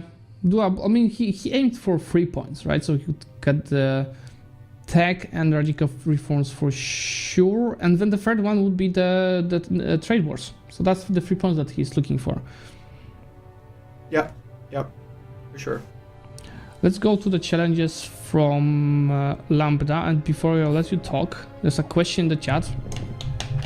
I'll go to Lambda's point of view. So, for the Rebel War challenge, so this is the challenge that Lambda has, right? Support rebels against a rival and win the Rebel War. Do you have to support rebels that must rebel and get the Rebel War CB, then win and like... Yeah, you need to win the Rebel Basically, War, right? yeah. That's we just saw him trying to do that, right? Was it on Novgorod? Novgorod, yeah. Okay, so walk us through the challenges of Lambda, Rudy. So flip Coptic Orthodox. Obviously, Orthodox is right next to him, so he's Yeah. gonna be easily doing that. That's like the most, like a free point right there. Yeah. Fire Golden Age again, extremely easy. All he needs to do is get a 30 development city. President on 2 continents. Don't think that's gonna happen. Embrace Renaissance, easy. Accumulate rival, easy. So it's likely gonna be the classic Renaissance rival large city. Okay. Then he can fire the Golden Age. support rebels, he's already working on it. With Novgorod, stack weapon English army larger than 5k actually might not be so difficult. Okay. Because a lot of the times what happens is you can ally the Scots as the Livonian order. And then you can... Let's see if that's the case now. Well, you could still do it if you improve relations. And then you can fight against the English when the Scots are getting attacked again. I don't know, a little bit RNG. As a country war anyway. Yeah. And 5k ducats. It's not that easy to get that many. He would have to expand a little bit for the 5k ducats. Yeah, So and right increase now his he trade can take income. 49. So 1.06. I don't know if he's already fixed. He can boost up his trading a little bit, but he doesn't start it. Yeah, I'll show one interesting thing in point of view of Montu. He did hire the advisors, but a level 2 advisor. It's a level 2. That's gonna be hard. He's gonna crush his He's economy. 4 ducats a month. Oh, and I don't think he took 1% loans. No, he didn't. Oh, look, Ludi, I won the poly. Oh wow! Your favorites. He has. I mean, he has one. 2019 meta. Yeah, but I mean, one livestock province with free production. Actually, it's not that bad, but you don't need it. Yeah. Yeah. I mean, he doesn't need to take up, right? So he can just use all of that mana points to develop 3 provinces. Yeah. So there's a comment from the chat, and it's about Lambda that the 5k ducats is just take all loans and the base, but with this size of Livonia, it's just gonna be probably more like 2k, right? Or maybe 3k. So you still have to expand more, you have to increase your income so you can take more loans. And you also remember that if he plays aggressively, he might take more loans within the campaign and not be able to take all of his loans at once at the end. Yeah, what's his loan? So it's 1.3k loan capacity right now. Okay. And then another 5 from debasing, so maximum 2k, not even 2k. Yeah. Yeah, so it's not as easy as it seems. It's not as easy as it seems. Even with exploiting and everything, it's not even 2k. It was the same with the last season of the draft, where the change was 10k ducats, but back then we could choose our nations after 150 development. Yeah. It was also not as easy as it seems, and I think I was doing that as Manchu. I was like, I did everything including exploiting, and I was just 50 ducats above what I needed. So it's not that easy. I think that you can definitely grab some lands from Novgorod depending on what the Muscovites do, though. Yeah. And the Muscovites kind of put some stones in front of his path here because they destroyed the rebels as well. that were basically. Yeah. I mean, the war is inevitable, right? So. Yeah. Maybe he wanted to try it before Moscow attacks, but they just attacked too fast. I'm wondering if he's going to be a rival to the Muscovites. They probably will be. They already have vital interest, I guess. Yeah, vital interest. Oh, he's restarting. Strategic interest. I just got him restarting. Let's go to Montu's point of view. He's developing. I mean, yeah, I think that was also a good comment in the chat. Is that the challenges that Montu took was more like, playing tall, don't worry about anything. And that's what he's trying to achieve here. But that advisor on level 2, it hurts my eyes. I know. It's 100% cost too. It's not even like cheap advisor or something. So Lambda is asking for the challenge. Do I just need to win the rebel war, or do I need to enforce? Let me reread that rule. Win the rebel war. Just keep talking, I will reply to him. Yep. Let me just relog. I'll just double check that as well. You can see what Montu is doing in the screen in the meantime. Oh. So he can have up to 56 loans with 16 ducats. He doesn't need to worry about the loan capacity though. Montu, that is. He's so confused actually. What exactly is he trying to do right now? What objectives is he trying to go for? Well, let's double check. Actually, some weird. Don't know. Except the radical genuinely reforms. don't understand. Because he has. Well, if you don't understand, it's time to call him. I'm gonna call him in 3, I think so, yeah. 2, 1.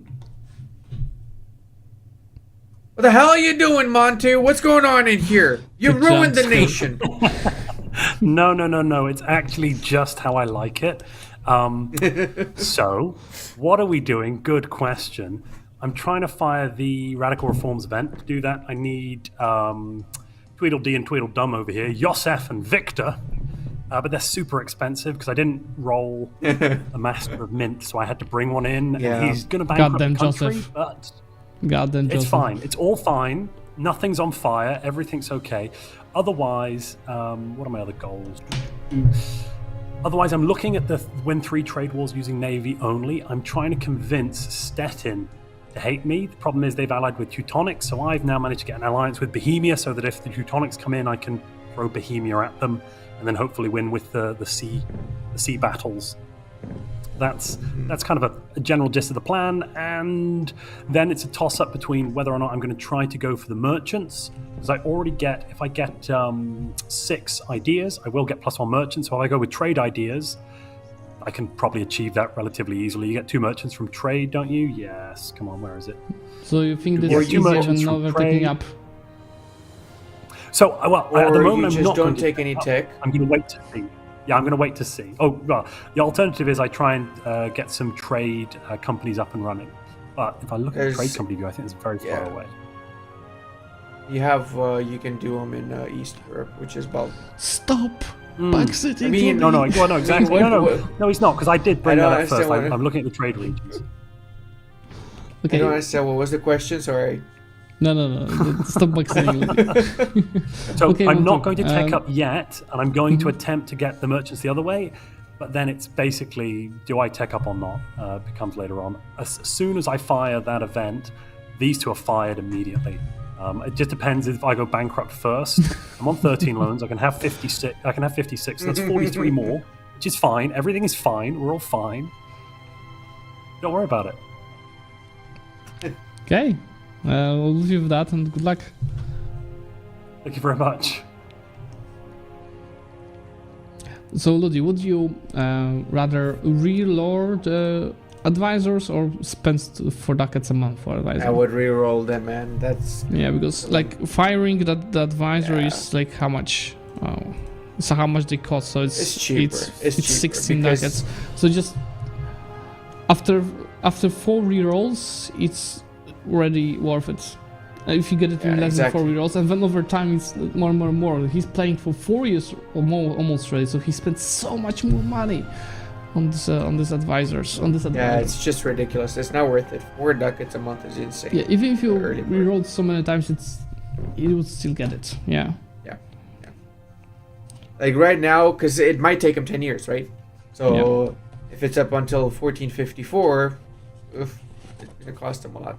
Yeah. His economy is gonna be in shambles. What's his economy? It looking already like is. Right now? 17 ducats, 17 loans. Oh my god. Yeah, it already is in shambles. Oh, what's his capacity? 57. 57. Oh boy. And That advisor might actually inflation make graph- him go bankrupt. The inflation graph. Yeah. There's a good question in the chat. What happens if you complete a challenge and restart? It happens the same as in the previous match where you had Corbett that restarted after taking a challenge. You just lose the points. So you have to really think about restarting. For example, you took 3 points and I'm gonna restart. It might not be worth it. Yeah.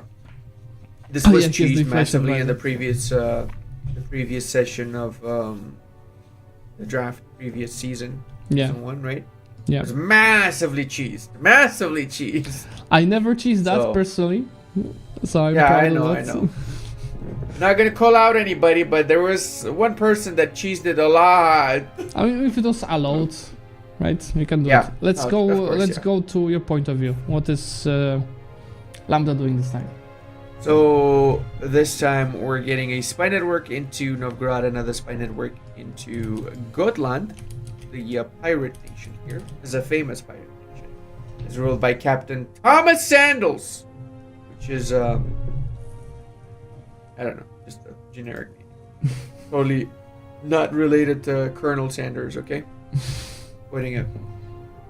He doesn't have KFC in this basement. He's trying to get rid of his horrible, bishoprics at the very get-go that the Livonians start with. If we switch over to the objectives for a second, because I don't remember any of them. So, Orthodox is going to be super easy. Right now he has pretty much only Catholic provinces, but he's got a mass of Orthodox provinces next to him. I'm guessing the play will be to just attack Novgorod before the Muscovites do. Get a big chunk out of Novgorod. Grow that economic base so you can also get the loans, right? To get the 5k ducats. Fire the golden era by getting a humiliation against Novgorod, which I'm assuming is their rival. Yes, it is. And then you also get the Renaissance afterwards and the large city. So you get the golden era. I'm not sure what his plan is going to be for the English stack wipe. But their support rebel might also be in Novgorod again. Let's see. What do you think, Slavik? What do you think he's going to be doing? Yeah, that's what I would do as well. And by the way, did you play this Living Order? Do you remember how to cancel these privileges that you were showing us? Yes, of course. So I played it in 1.36, I think, recently. So essentially, you have two ways of getting rid of the bishoprics. Either you purchase them, which essentially costs 50 ducats, and you can do it every 2 years, or you dissolve the bishoprics, and that means you need to have 90 devotion, which right now, I'm not sure why he has so little devotion. Maybe event? Maybe he already used that interaction, and that decreases his devotion. Maybe, right, yeah, he loses 20 devotion. Yeah. Purchasing bishoprics is, in my opinion, likely the better option. This is 50 ducats. And there's a third option, which is the easiest. Just get more loyalty and influence of the estate, because that also works to cancel. Of course, yeah. But you have to realize that you have very little loyalty at the start, and the influence is pretty high. It's not that problematic, and with each one you cancel is gonna be even faster. Play around with that. I think how I did it. I think there were we start with 4, right? So I got rid of one only by using devotion, and the rest I just got rid by canceling. Okay. All right, that's fair. So I guess you just you got the agenda as well for the clergy, so you get your influence up a little bit faster. Yeah. What's the error that he got from the event? So there was just an event over there. Let's see. 052. Wow. Oh, nice. 660 starting one though. That's really good. That's good. Just focus Milas he did, and you have a perfectly balanced mana generation. He kind of needs the mill to catch up the Muscovites when the war is going to come around the corner, right? But Muscovites, they're also having 1 or 2 skill, right, on military. Can you show that? Wait, what? Okay. Kняz Dmitry Rurikovich is not the best. No, he doesn't. He's horrible. Okay, we got a new guy. Yeah. That's weird. That was a bug. But I don't think that's not the starting leader for Muscovy, actually, the 020. Yeah, but that's not the starting leader. It's weird because you see, it says he is inaugurated in 11th November 1444. So what he had for a second was it a bug or something? That's weird. Oh wait, maybe it's the. Isn't there a civil war something event that gets you another guy on the throne if you don't, depending on the choices or something like that? I don't remember, to be honest. Yeah. I haven't played Muscovy in a minute, so. Might be something like that. That's weird. Yeah. This is the guy that starts as the leader of Muscovy. Yeah, I think so. This is actually the guy that starts as the leader. Yeah. We saw some other guy on it, right? On the throne. Yeah, that was weird. By the way, in my point of view, see that Denmark is busy fighting Novgorod, but it is just after Muscovy they killed it. So they're just, jumping on a free kill. That's going to make it harder for Denmark to stop existing. Yeah. Yeah, they usually take these provinces for themselves. Oh, I guess it's gonna take Neva at least. But the subjects are disloyal. Sweden is disloyal. Who's supporting their independence? Ooh, England and Poland. Ooh. But he doesn't have economy to take. Oh, no, I'm looking at Brandenburg. He doesn't have economy to go for war. I was surprised for a second that there are no loans. That he's already almost at half of his loan cap, and 25% of the interest. Did he actually take the radical reform? Did it trigger or? No, not yet. 6 years in, still not yet. That's so bad luck. Yeah, happens sometimes. Let's go straight to Lambda's point of view. I'm interested about what he's cooking there. So, he did declare on Gotland, and that was probably mainly to get Riga. So I assume Riga has some stronger allies. For sure. So that should definitely help with the economy mission to get 5,000 ducats, because there's a trade center. Gotland is also a trade center if you wanted to take both it. Both of them are. His navy seems to be too weak. But how many cogs does he have? Let's see. How many what? Cogs does he have? Transport. 8 transports, okay. 9 actually. He's built one more. So the Gotland army is 5k strong. Yeah, he can land on it. Yeah. The problem is getting past the fleet though. Getting past the fleet, and then it's a level 3 force. So the question is, do you want to waste time on getting it? Oh, that's level.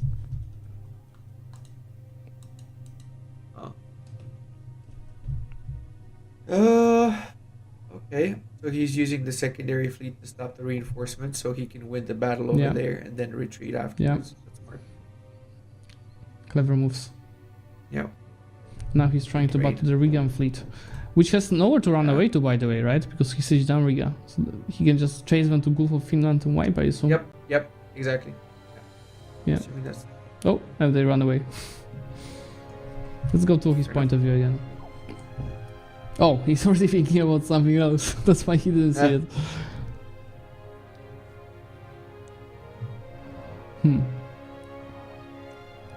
Do you want to talk to him and see how many challenges he thinks he's gonna get? Go ahead. Let's open a channel. Okay, I'm gonna call him 3, 2, 1. Let's go. Hello. What is plan? You just missed it. My lovely master of mint just had an affair with my wife. Okay, it's fine. I took the 10 reputation. I took the 10 prestige hit because he slept with my wife, and I was like, "That's fine. Just come up with some groundbreaking reforms, damn it." Do what you need to do. You're an artist. I get it. Oh dear. What's Monty, what I'm doing now is to pay that much for advisor? Probably not worth it, no. But if it gets me the point, then yes. Okay. I haven't had anyone else turn up though, so that's where we're at. Okay. Honestly, if you restart, you probably can get a better outcome. Yeah, well, we're doing fine. We're doing fine. We're doing fine. We're doing fine. It's fine. It's all good. Okay, I'm about to just do a little bit of conquest because why not? Maybe I can improve the economic situation by killing stuff. And how much development do you have in your provinces? Let's see. I've just been developing, so I've got 51 now. Have you been using the encouraged development edict? Ludi, stop No, backseating! I did not. It was a question. I didn't backseat. I was just asking. It's a reasonable question. The answer is no, and I will continue not to use it because that would be cheating. Okay, I'm finishing this call because Lud is about to give 5 more tips. See you in a bit, folks. Obviously, I misclicked. I wanted to. Yes. Instead. But we've got a good chat anyway. And there's a good question in the chat why he's playing in Speed 3. Obviously, he's playing in Speed 3 because we are named Speed 5. And the answer is it is a multiplayer. And the casters, so me and Ludi, we are observers in each game. And that's slowing the game down to Speed 4 or 3. And that's unfortunate. I also not a big fan of it. But yeah, let's try Lambda this time, huh? Let's switch. That's not Lambda. Let's switch to his point of view. I'll pull the quest board. He's at still the same war. So he's trying to get Gotland. Let's talk to him. 3, Yep. 2, 1. Let's go. Hello. Hello. So what is the plan? I want to try to kill Denmark. Oh, okay. So for the 2 points, going I think I straight sort for of the gave big up. one. I see. Yeah, and I think I sort of gave up on the rebel thing. I never understood how it really works. So I'm just gonna Welcome to the quickly club. get a golden arrow by killing Novgorod. I'm not gonna wait. So that's where I'm at. I'm probably So- hoping for like 4 points reach. Okay. We all know you're not going Orthodox. You're going Coptic, right? Of course. Surely. I mean, why would you have Oh, an easy boy. time with this? Come on. Right. Oh, you know, Yeah, now that I mean, you- in all seriousness, I think the... Yeah, you finish first. Sorry. I was gonna say that in all seriousness, I think the ortho flip will be fairly simple. As long as I budget enough time. I'll just, you know, kill my country, no CD some Orthodox nation. And then I should be able to get it. So right now I'm just essentially preparing as many boats as I can because I think that's gonna be the major bottleneck against Denmark. So I sort why of gave not up on the keep, whole 85K. Why not keep Gotland if you're gonna go for Denmark though, as a subject, I kept as a it. vassal? Oh, that's a good point. Well, they keep Because So they have the I'm mission having tree a- as well. Oh, lol. Oh well, too late. I had my mind set on bordering Denmark. For the Okay, you siege, just want to directly attack. but this option works. It's a nice way to pull in Poland Oh, as that's well. nice. So that's also another strat. Mhm. I don't entirely know if Poland will join me. They will, so it's probably easier if I go for this. Also, unfortunately, Sweden hasn't done their independence yet, which is unfortunate. And did it just trigger? No, they just attacked. No, they just declared on Novgorod. Okay, so Yeah, realistically, just waiting for me having to 32 minutes left, you are assuming that you get the Denmark challenge and 2 more, right? Because you said 4 points. Okay, we need a Yeah. wager here. How many points do you think you're gonna get, and how many points will you get in order to shave half the hair? What? Half my hair. Just like a little bit on the side. If you I get don't know. My hair's very expensive. 4 points, Look, but it has to be two ways. If let's say if he gets less than 4 points, you shave your hair. If he gets more than 5 points, I have an even better one. If he gets 5 points, I shave his hair. you Whoa. would have to travel half of Does the that world mean you're to do coming that. over, or what's going on? We'll Anyway, talk from about Novgorod, it. I just We'll wanted discuss. a quick humiliate and prep for Golden Arrow. Okay, Golden we're Arrow not should be gonna take fairly my- simple. We're not gonna take more of your time because Lud is clearly trying to get rid of your attention. I think he's trying to get in my pants. Is that true? Oh my god. Okay. I am turned it off, thanks. How many, Focus. how many points do you think he's gonna get? I think Golden Era is easy. Orthodox easy. 30 minutes left. It's half 5k time already. ducats It's half easy. time already. So he can get 3 for sure, guaranteed 3. I'd say he's waging for the Denmark 2 points, which is doable, especially if the Swedish civil war, Yeah, Swedish but I'm calling independence it war already. starts. He's not gonna do the Denmark one. Too little time, and think so? Livonia is not strong enough. Even with Poland, right? I don't think it's doable. Like, I mean, you can win 1 war, but I don't think there's enough time to win 2 wars and get rid of Denmark, because the province wars caucus of Denmark is 190. So Yeah. actually exactly the same as Novgorod in 4044. Yeah. Also, yeah, actually, you have a good point there. Actually, there. It's a similar case to what we had with France in the first week when Lambda was playing Provence. Yes, we can beat it, but can we beat it enough times to make it cease to exist? It's not gonna be easy. Time limit has always been something that is hard to accustom to. I think in the draft. Yeah. Even it doesn't matter how skilled you are as a player, the time is the one thing that can really crush all your dreams, right? Yeah, especially that you So- stuck to speed 3-4. then we can say that 3 points guaranteed. I don't know how you would go about English war though. I mean, that's a little bit RNG, let's face Yeah. it. So Yeah, I would not even Yeah. try doing it. yeah, same. But he still has 30 minutes, so Yeah, and he's about to get Renaissance. true. And let's see what else he has there. He's got the large city. So he's got pretty much everything for the golden era. Yeah. Let's do an update on 1-2. He has 42 loans limit. How many loans do you think he has already? Oh my god, don't tell me 42. Well, it's close. He has still 15 Oh god. loans. Okay, it's not that bad. It's okay. It could be worse. And just a good question from the chat, Rudy. You go to the province that Lambda developed, and can you check if he expanded infrastructure there? In that province? The chat is asking. I'm sure he has. Oh, there you go. and There now you go. The question. Oh! Stop it! Look at this. In 9 years, a bit short of the meantime to happen, and he can save his economy now, right? Right? Yep. Right? He can? I'm not sure. There's not You will. almost Opium, 2 ducats opium. of interest. Imagine if he clicked the option that gives no mana points. Did he click it already? Let's see. Lambda did not expand infrastructure in Leafland, actually. I'm surprised. Chat called it. I mean, it's. I mean, playing fast, it's easy to forget. And it's also, it's not like it actually gives you that much. I mean, you probably save like 100 mana. It's actually quite a little Why bit. you- Yeah, why you it's spend 50? 15% development cost. 15%. Yeah. So I would say like you probably save like 100 mana to develop institution, maybe Yeah, a bit yeah, more. pretty much, But yeah. but you spend 50, so it's not like I never call it a misplay. Even I had comments from YouTube sometimes about that. Oh, why did you expand infrastructure for Really? not developing? Man, it's not important for the whole campaign. The impact is so. Imagine think that impact of 100 mana is impactful, right, for the whole campaign.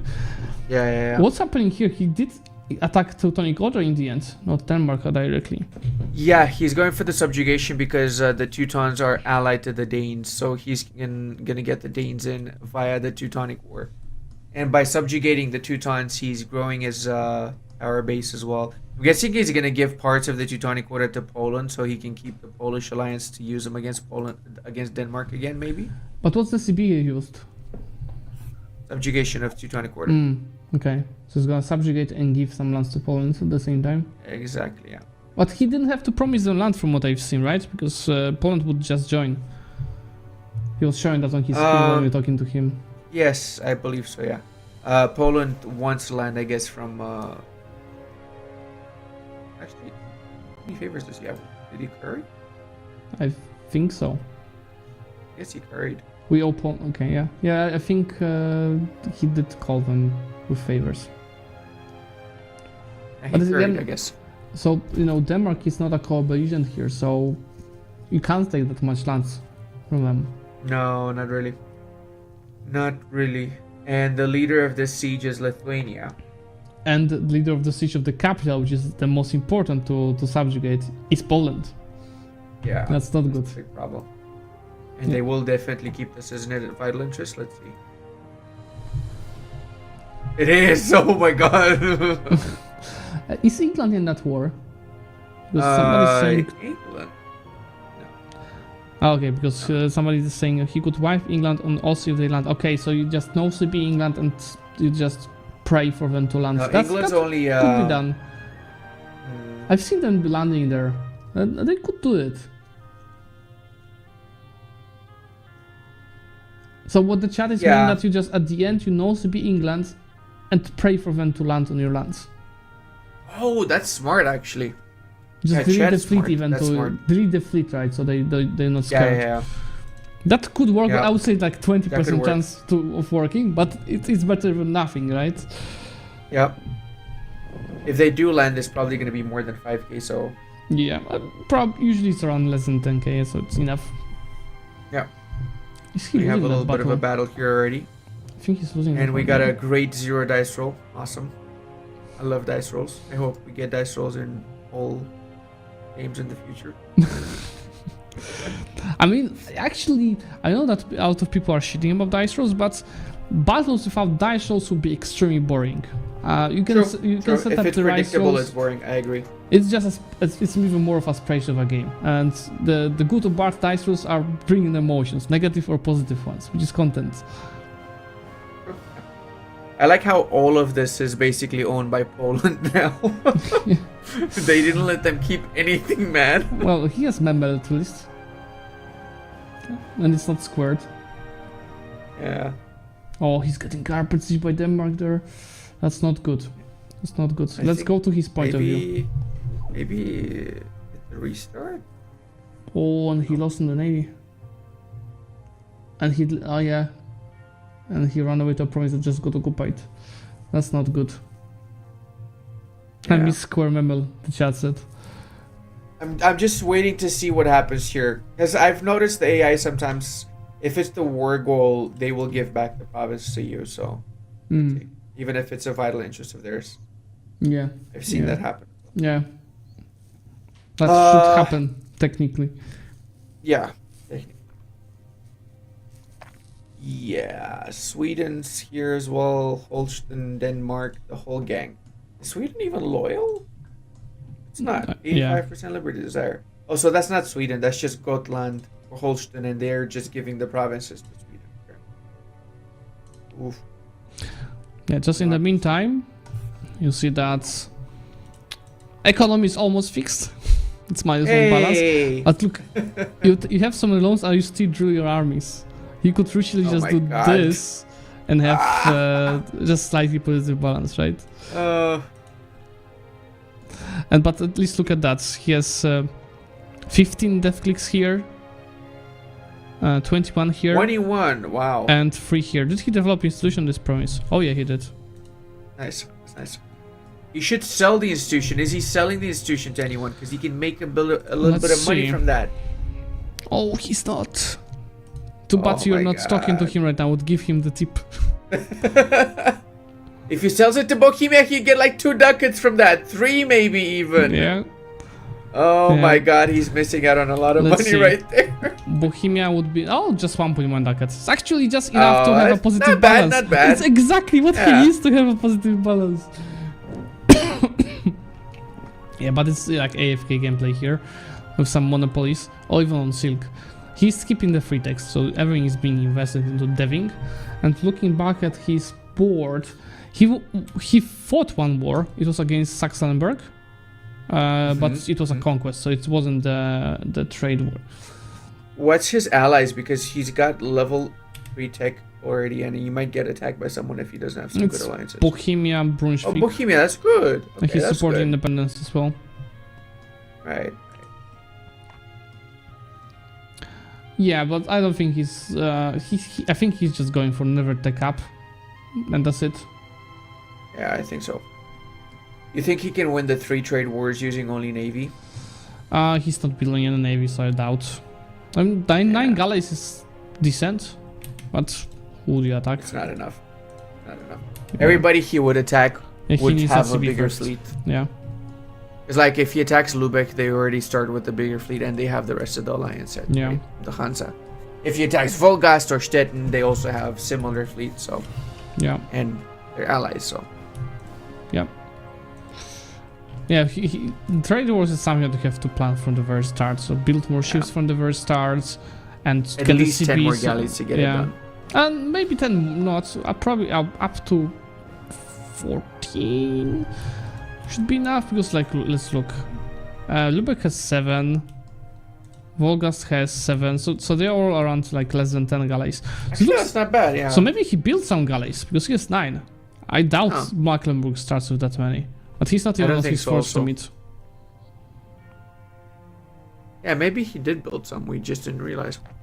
So Chas is saying the mission never tech up is the most unfair of all of them all. I would say no, because you have to keep no tech up until the very end, which is very limiting for the other missions, as you don't have the build tech, for example, to fight. Yeah. So it's having huge disadvantages, and we have much easier missions than that. Like what did we have last time? Like Spy Network, a hand Spy Network to rivals. it's much easier than that because you just take time to do it, right? So it's not the worst, like it's not the easiest. How's Lambda doing in the meantime? Oh, he's doing winning. pretty good. He just finished getting the province here, and yeah, he has control of the capital of the Teutonic Order, which means that he can vassalize them. Yeah. As we all know, if you attack with the subjugation CB, but you don't have the control of the capital, you cannot vassalize. Your allies has control. Yeah. That's a problem. He also lost his capital, but he's in the process of taking it back, and he's pushing backwards the Danes. And by he, I mean really the Poles are doing most of the heavy lifting here. Big kudos to Polish. Oh, he's winning on the Navy, Mafia. Isn't he winning on the Navy now? Oh, Poland peaced out. Poland peaced out. That's not good. Oh, that's not good. He literally just... He lost the whole war score.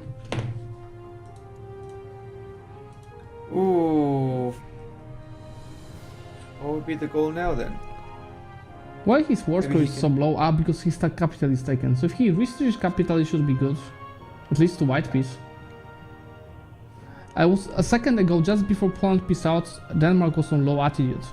Probably they're not anymore because of the strength of alliances. Yeah. Can't peace them out. Yeah. I mean, they will go lower for sure.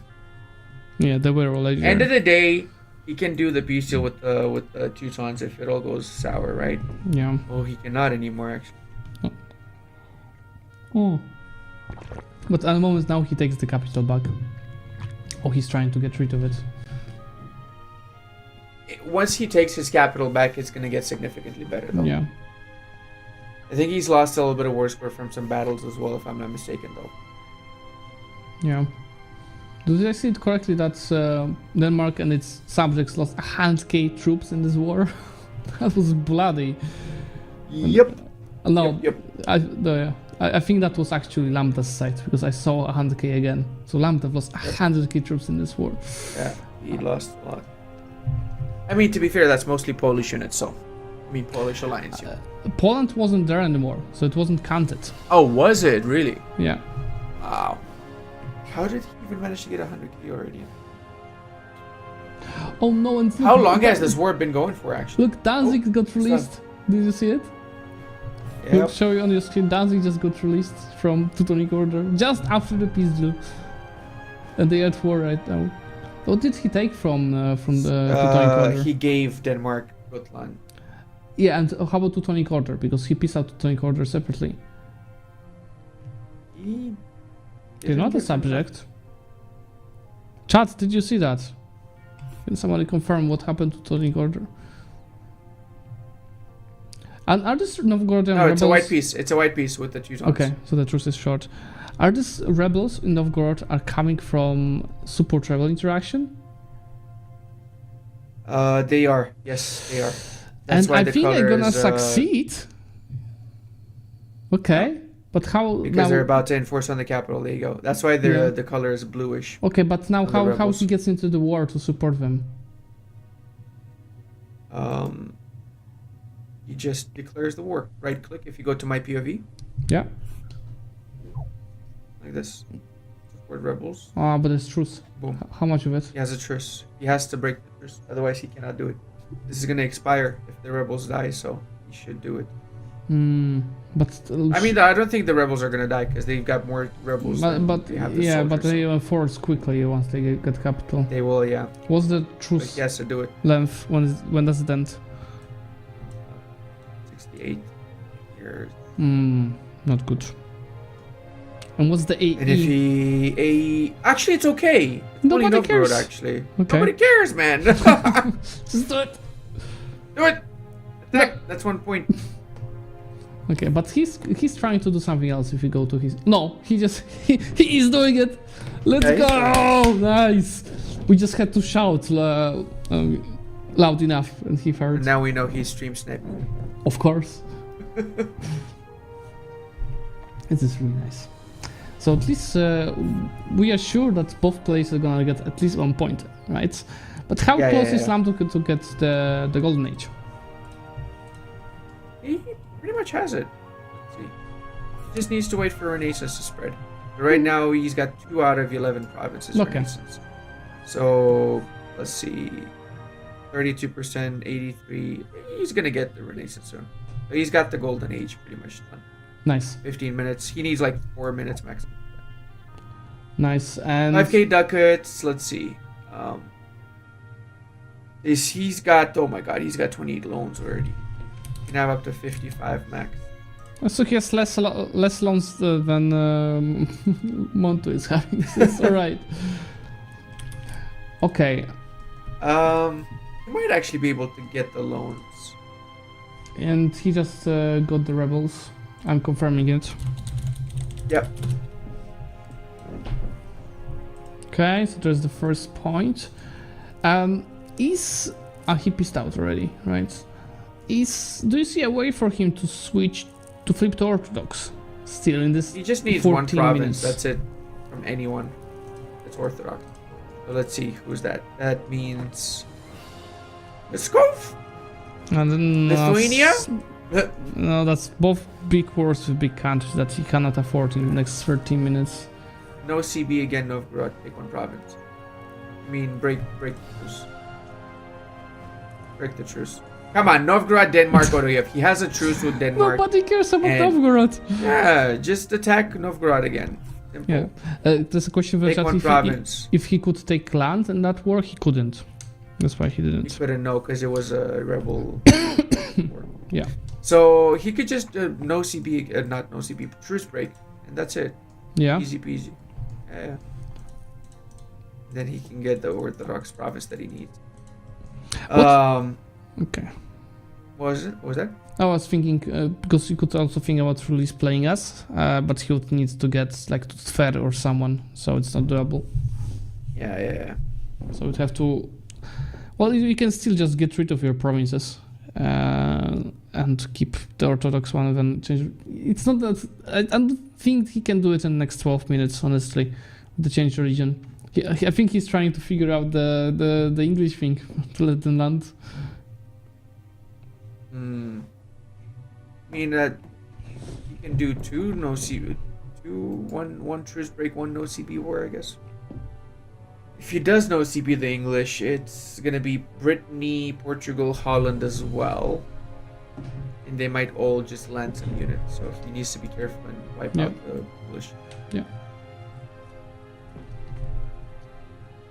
Well, yeah, because Denmark is not doable for sure anymore. The Golden Age is coming. The English seems to be easiest. Somebody in chat is saying that he could just do 100% peace deal on someone and force a nation to force region on him. But with this size of the Leon Order, the cost is probably like way too high. He would probably just have to be left with one province to make it work. But with one province, you might be not strong enough to win a war and enforce someone. Yeah, that's true. Especially that they nerfed this strategy, right? Because everyone was doing that for the Aztecs. So now you have to be much smaller. You can still do it as the Aztecs, but you need to be one province minor. Yeah. And something weird is happening on Montu's side, because he just declared the war, but it's conquest. It's not a trade war. And he doesn't have any mission for that. Yeah. Is he trying to get the army tradition, maybe? He's just trying to be in a war, or? So he's 120, right? Yeah. I'll let you and the chat guess how much combined traditions do you think he has? He needs 120. How much do you think he has? 5. Combined. Okay, 5. Chat, Okay. what do you think? No, I'll say 50. I'll say 50. 50. Okay. 50. Chat, what do you think? Let's see who's gonna be the closest. Wait. Is his fleet protecting trade? It's I'm not telling anything. I'm not No. telling anything. I take it back. I say 20. We'll see in a second.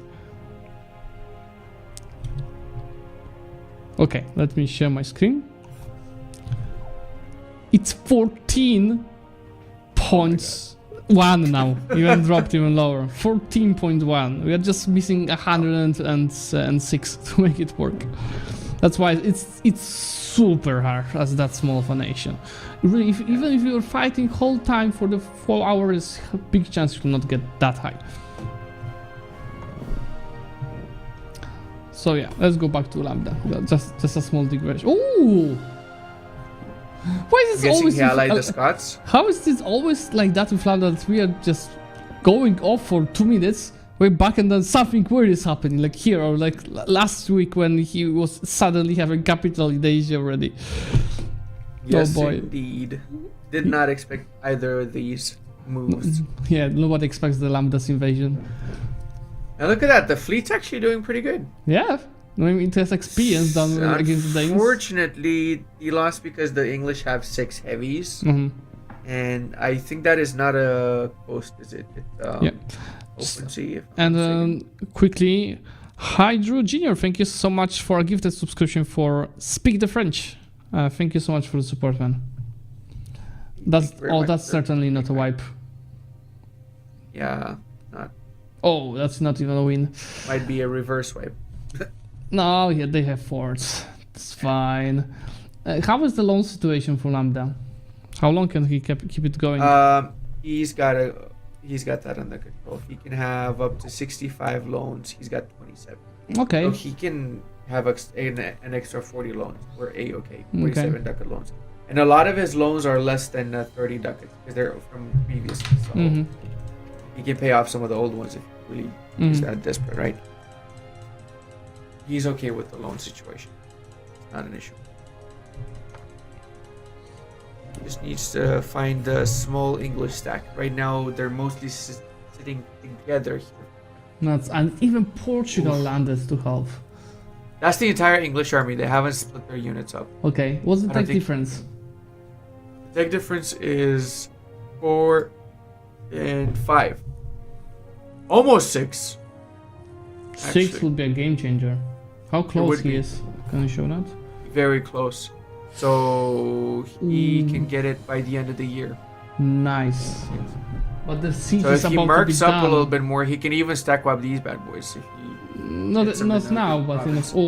but the fort Oh, went that's down. bad. That's really bad. Are they going to Ireland? That's really bad. Look, they're going to Ireland. So he can. So technically, he could cross the strait, start sieging True. down England, and True, wait true, for them true, to just true. build additional troops in England. True. True. It's just 5k that he needs. Block their retreat and then he can stack wipe. Yeah. And Yeah. and he can rush back the fort like immediately. Yep. How many defenders it has? Should be like probably 100 or 200. 200. He should push this in my opinion. Yeah. Oh, it's already 14%. Maybe he just takes it without pushing. And if he takes this fort, can they cross? No. Cross onto Ireland? Yes. They No, cross to England. England? No, they cannot, because this is blocking. Yeah. But they do have this the sea tile. I'm not sure if They that's no. I'm not sure if this fort next, but I think it should allow them to actually come. Let's see. You can check yourself, right? If you just click on the English army now, can they go south? If you have to switch point of view to England.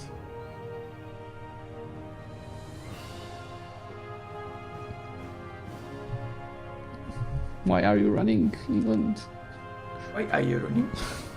Stop it! Stop it, England! I have you just. Ah! This doesn't work. You just have to click. Yeah. Yeah, they can. They can. Yeah, So this fourth zone of control is allowing them to do that.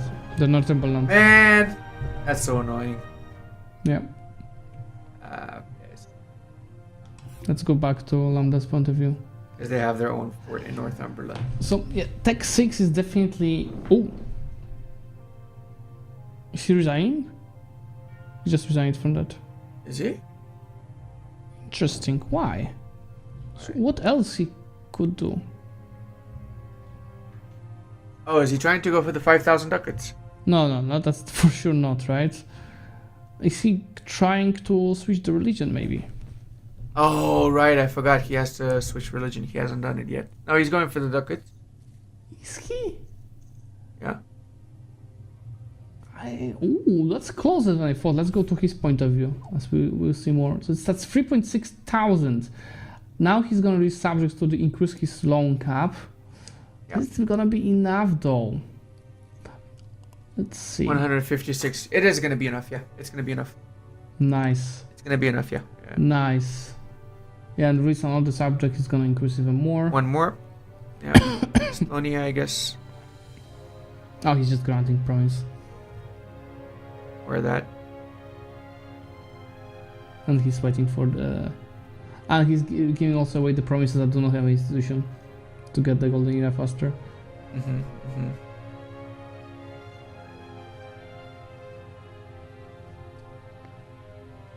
Oh yeah, that's enough. Very nice. Very nice. 5k, there it goes.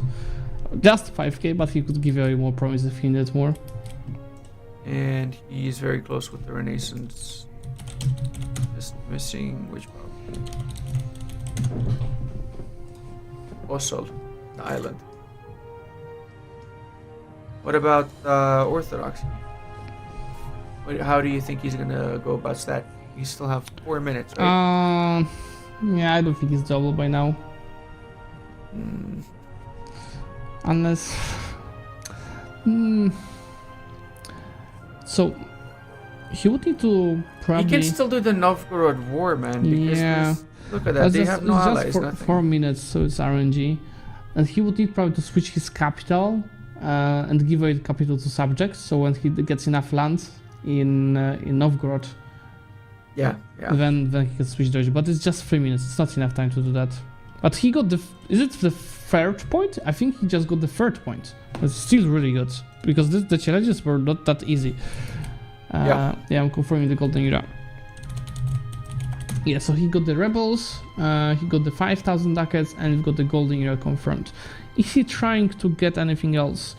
Well, we'll leave the chat with that thought, and let's just in the meantime check if Montu is trying to do something else. I think he's just having fun. I think he's just trying to get the attrition, and the attrition is indeed higher than it was because it's 19. Okay. We are still missing 101. Yeah, but he got the never take up, right? So it's gonna be still 2 points for him. There's the stable 2 points that he was mentioning every week, 2 points. But it's still not enough to catch up to Lambert, right? He's gonna be 1 point behind him. Okay, I've switched off Lambda 4 minutes.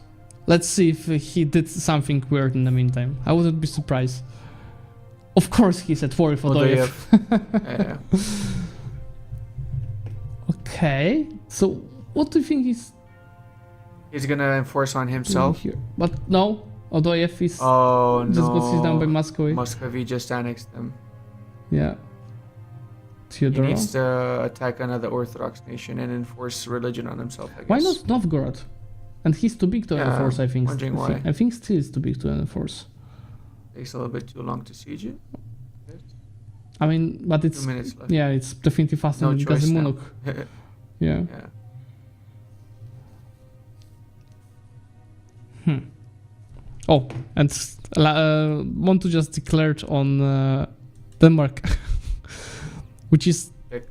actually getting sieged down by Poland, Muscovy, and the others. Oh, they might disappear depending on the peace deals. Yeah, I mean, they also have these promises, so I doubt it's the Swedish war. But good try. Sweden does have a tendency of taking Scania and they can- Shealand a lot of the times. This will be part the independence Yeah. and maybe a promise or two here, but nothing Maybe more than that. that area, yeah. Yeah, let's go back to Lambda anyway. Mercs, yeah. Oh no, Novgorod is getting sieged down by Muscovy. This goddamn Muscovy trying to stop him from getting 4 points. Yeah, and the chat is saying Muscovy being chat.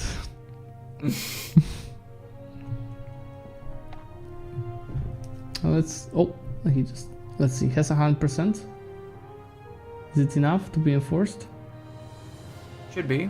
Let's see. Yes, it is. Religion. Nice, There we go. nice. So we've got 4th point. That's really good. Yeah, that's pretty good. Yeah, Pretty good. Denmark was a long shot, right? So you need to play it well and you need to luck as well to make it work. Okay, let's go and just for the last couple of seconds, let's see if Montu is doing anything interesting. Oh, he's not even looking What at is Denmark. he doing though? He's not even What is looking at Monty Denmark. trying to do here? He's just waiting for it to finish. Stop the count. 10 seconds. Yeah, well played. Very nice play for Lambda here. So we've got 4 points. He's obviously still behind of Corby, but that wasn't his goal to catch up Corby. The goal was to run away from the other players, and that's what he achieved, which you will see in a second. Right, time's up. Let's just switch the point of view. Did you quit already? I see it on Lambda's point of view. Let's go straight to our cameras. Really nice. And yeah, Monte of course reported never take up. I'm confirming both. That was pretty good, actually. And let's go straight to players. Both players did really good. Especially Lambda. Lambda, that was a really good play. I did see that you were a bit unlucky with the English and the Danes, but still 4 points. And the 4 points is still really impressive. Good job. That was scary. That almost gave me a heart attack. Thank God I got enough good at the end. Yeah, really nice, really nice. And Montu, that was the steady 2 points that you planned, wasn't it? That was the worst case steady. Yeah, that it's still good. 2 points is good. It's that was the best I've done in previous sessions. So to get that as my worst case, I'm pretty happy with for sure. It was just I was looking at what was on my table to do, and given that I was going for the no tech up, getting the merchants was requiring conquest in a direction, and that wasn't really so forthcoming. The Teutons, Teutonic Order, they were allied up with Lubeck and with Denmark. Denmark didn't get Sweden firing off the Swedish Civil War until I think it was like 62 or something. I tried to swoop in at the end there. I am at war with Denmark right now, and the plan kind of had been hopefully, well, they were losing, 100% losing, and me plus Bohemia were going to come in and smash what was left. Just didn't have time. It was going to take probably another 20, 30 minutes at least to mop up the Denmark. Otherwise, I could have got radical reforms were too slow. Yeah, that took 40 minutes. That's just RNGesus though. What can you do? Must have prayed to the wrong god. Yeah. Okay, guys. Thank you both for coming. That was a really nice show, and I will see each other again on Wednesday on the final week before the finals. Bye. See you in 2 days, folks. Bye. Nice. Let's go and see the standings, because I'm really interested how it's looking like on the points. So Corbett is indeed having 16 points and Lambda just behind. But as I said, the points will not matter in the finale. They only matter to get to the finale. So before the next week, definitely these two players are looking the strongest. I have to say though, Lambert has absolutely skyrocketed there. Look at that. He's literally into 4th place. And that is simply because he talked about Stargate. And RNGesus was on his side because of it. Clearly that is the reason why. Of course. And it's also impressive that Torior is still 3rd, even though he couldn't play last week. Yeah. Yeah. Now, but it also means that the last week is gonna be definitely impressive, because even though the two players are still leading, I think the rest will be not fighting only on the 3rd place, but they also still want to get the 1st place. So it's gonna be really interesting series that we're gonna have on Wednesday, because this week we are playing twice. So you guys better follow the channel to get notified about the next streams. And for today, guys, thank you. Thank you, Lee. Have a good day, everybody. Thank you for joining us today.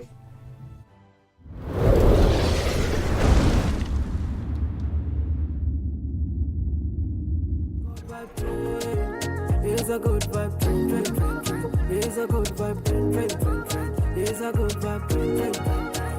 Good vibe, train.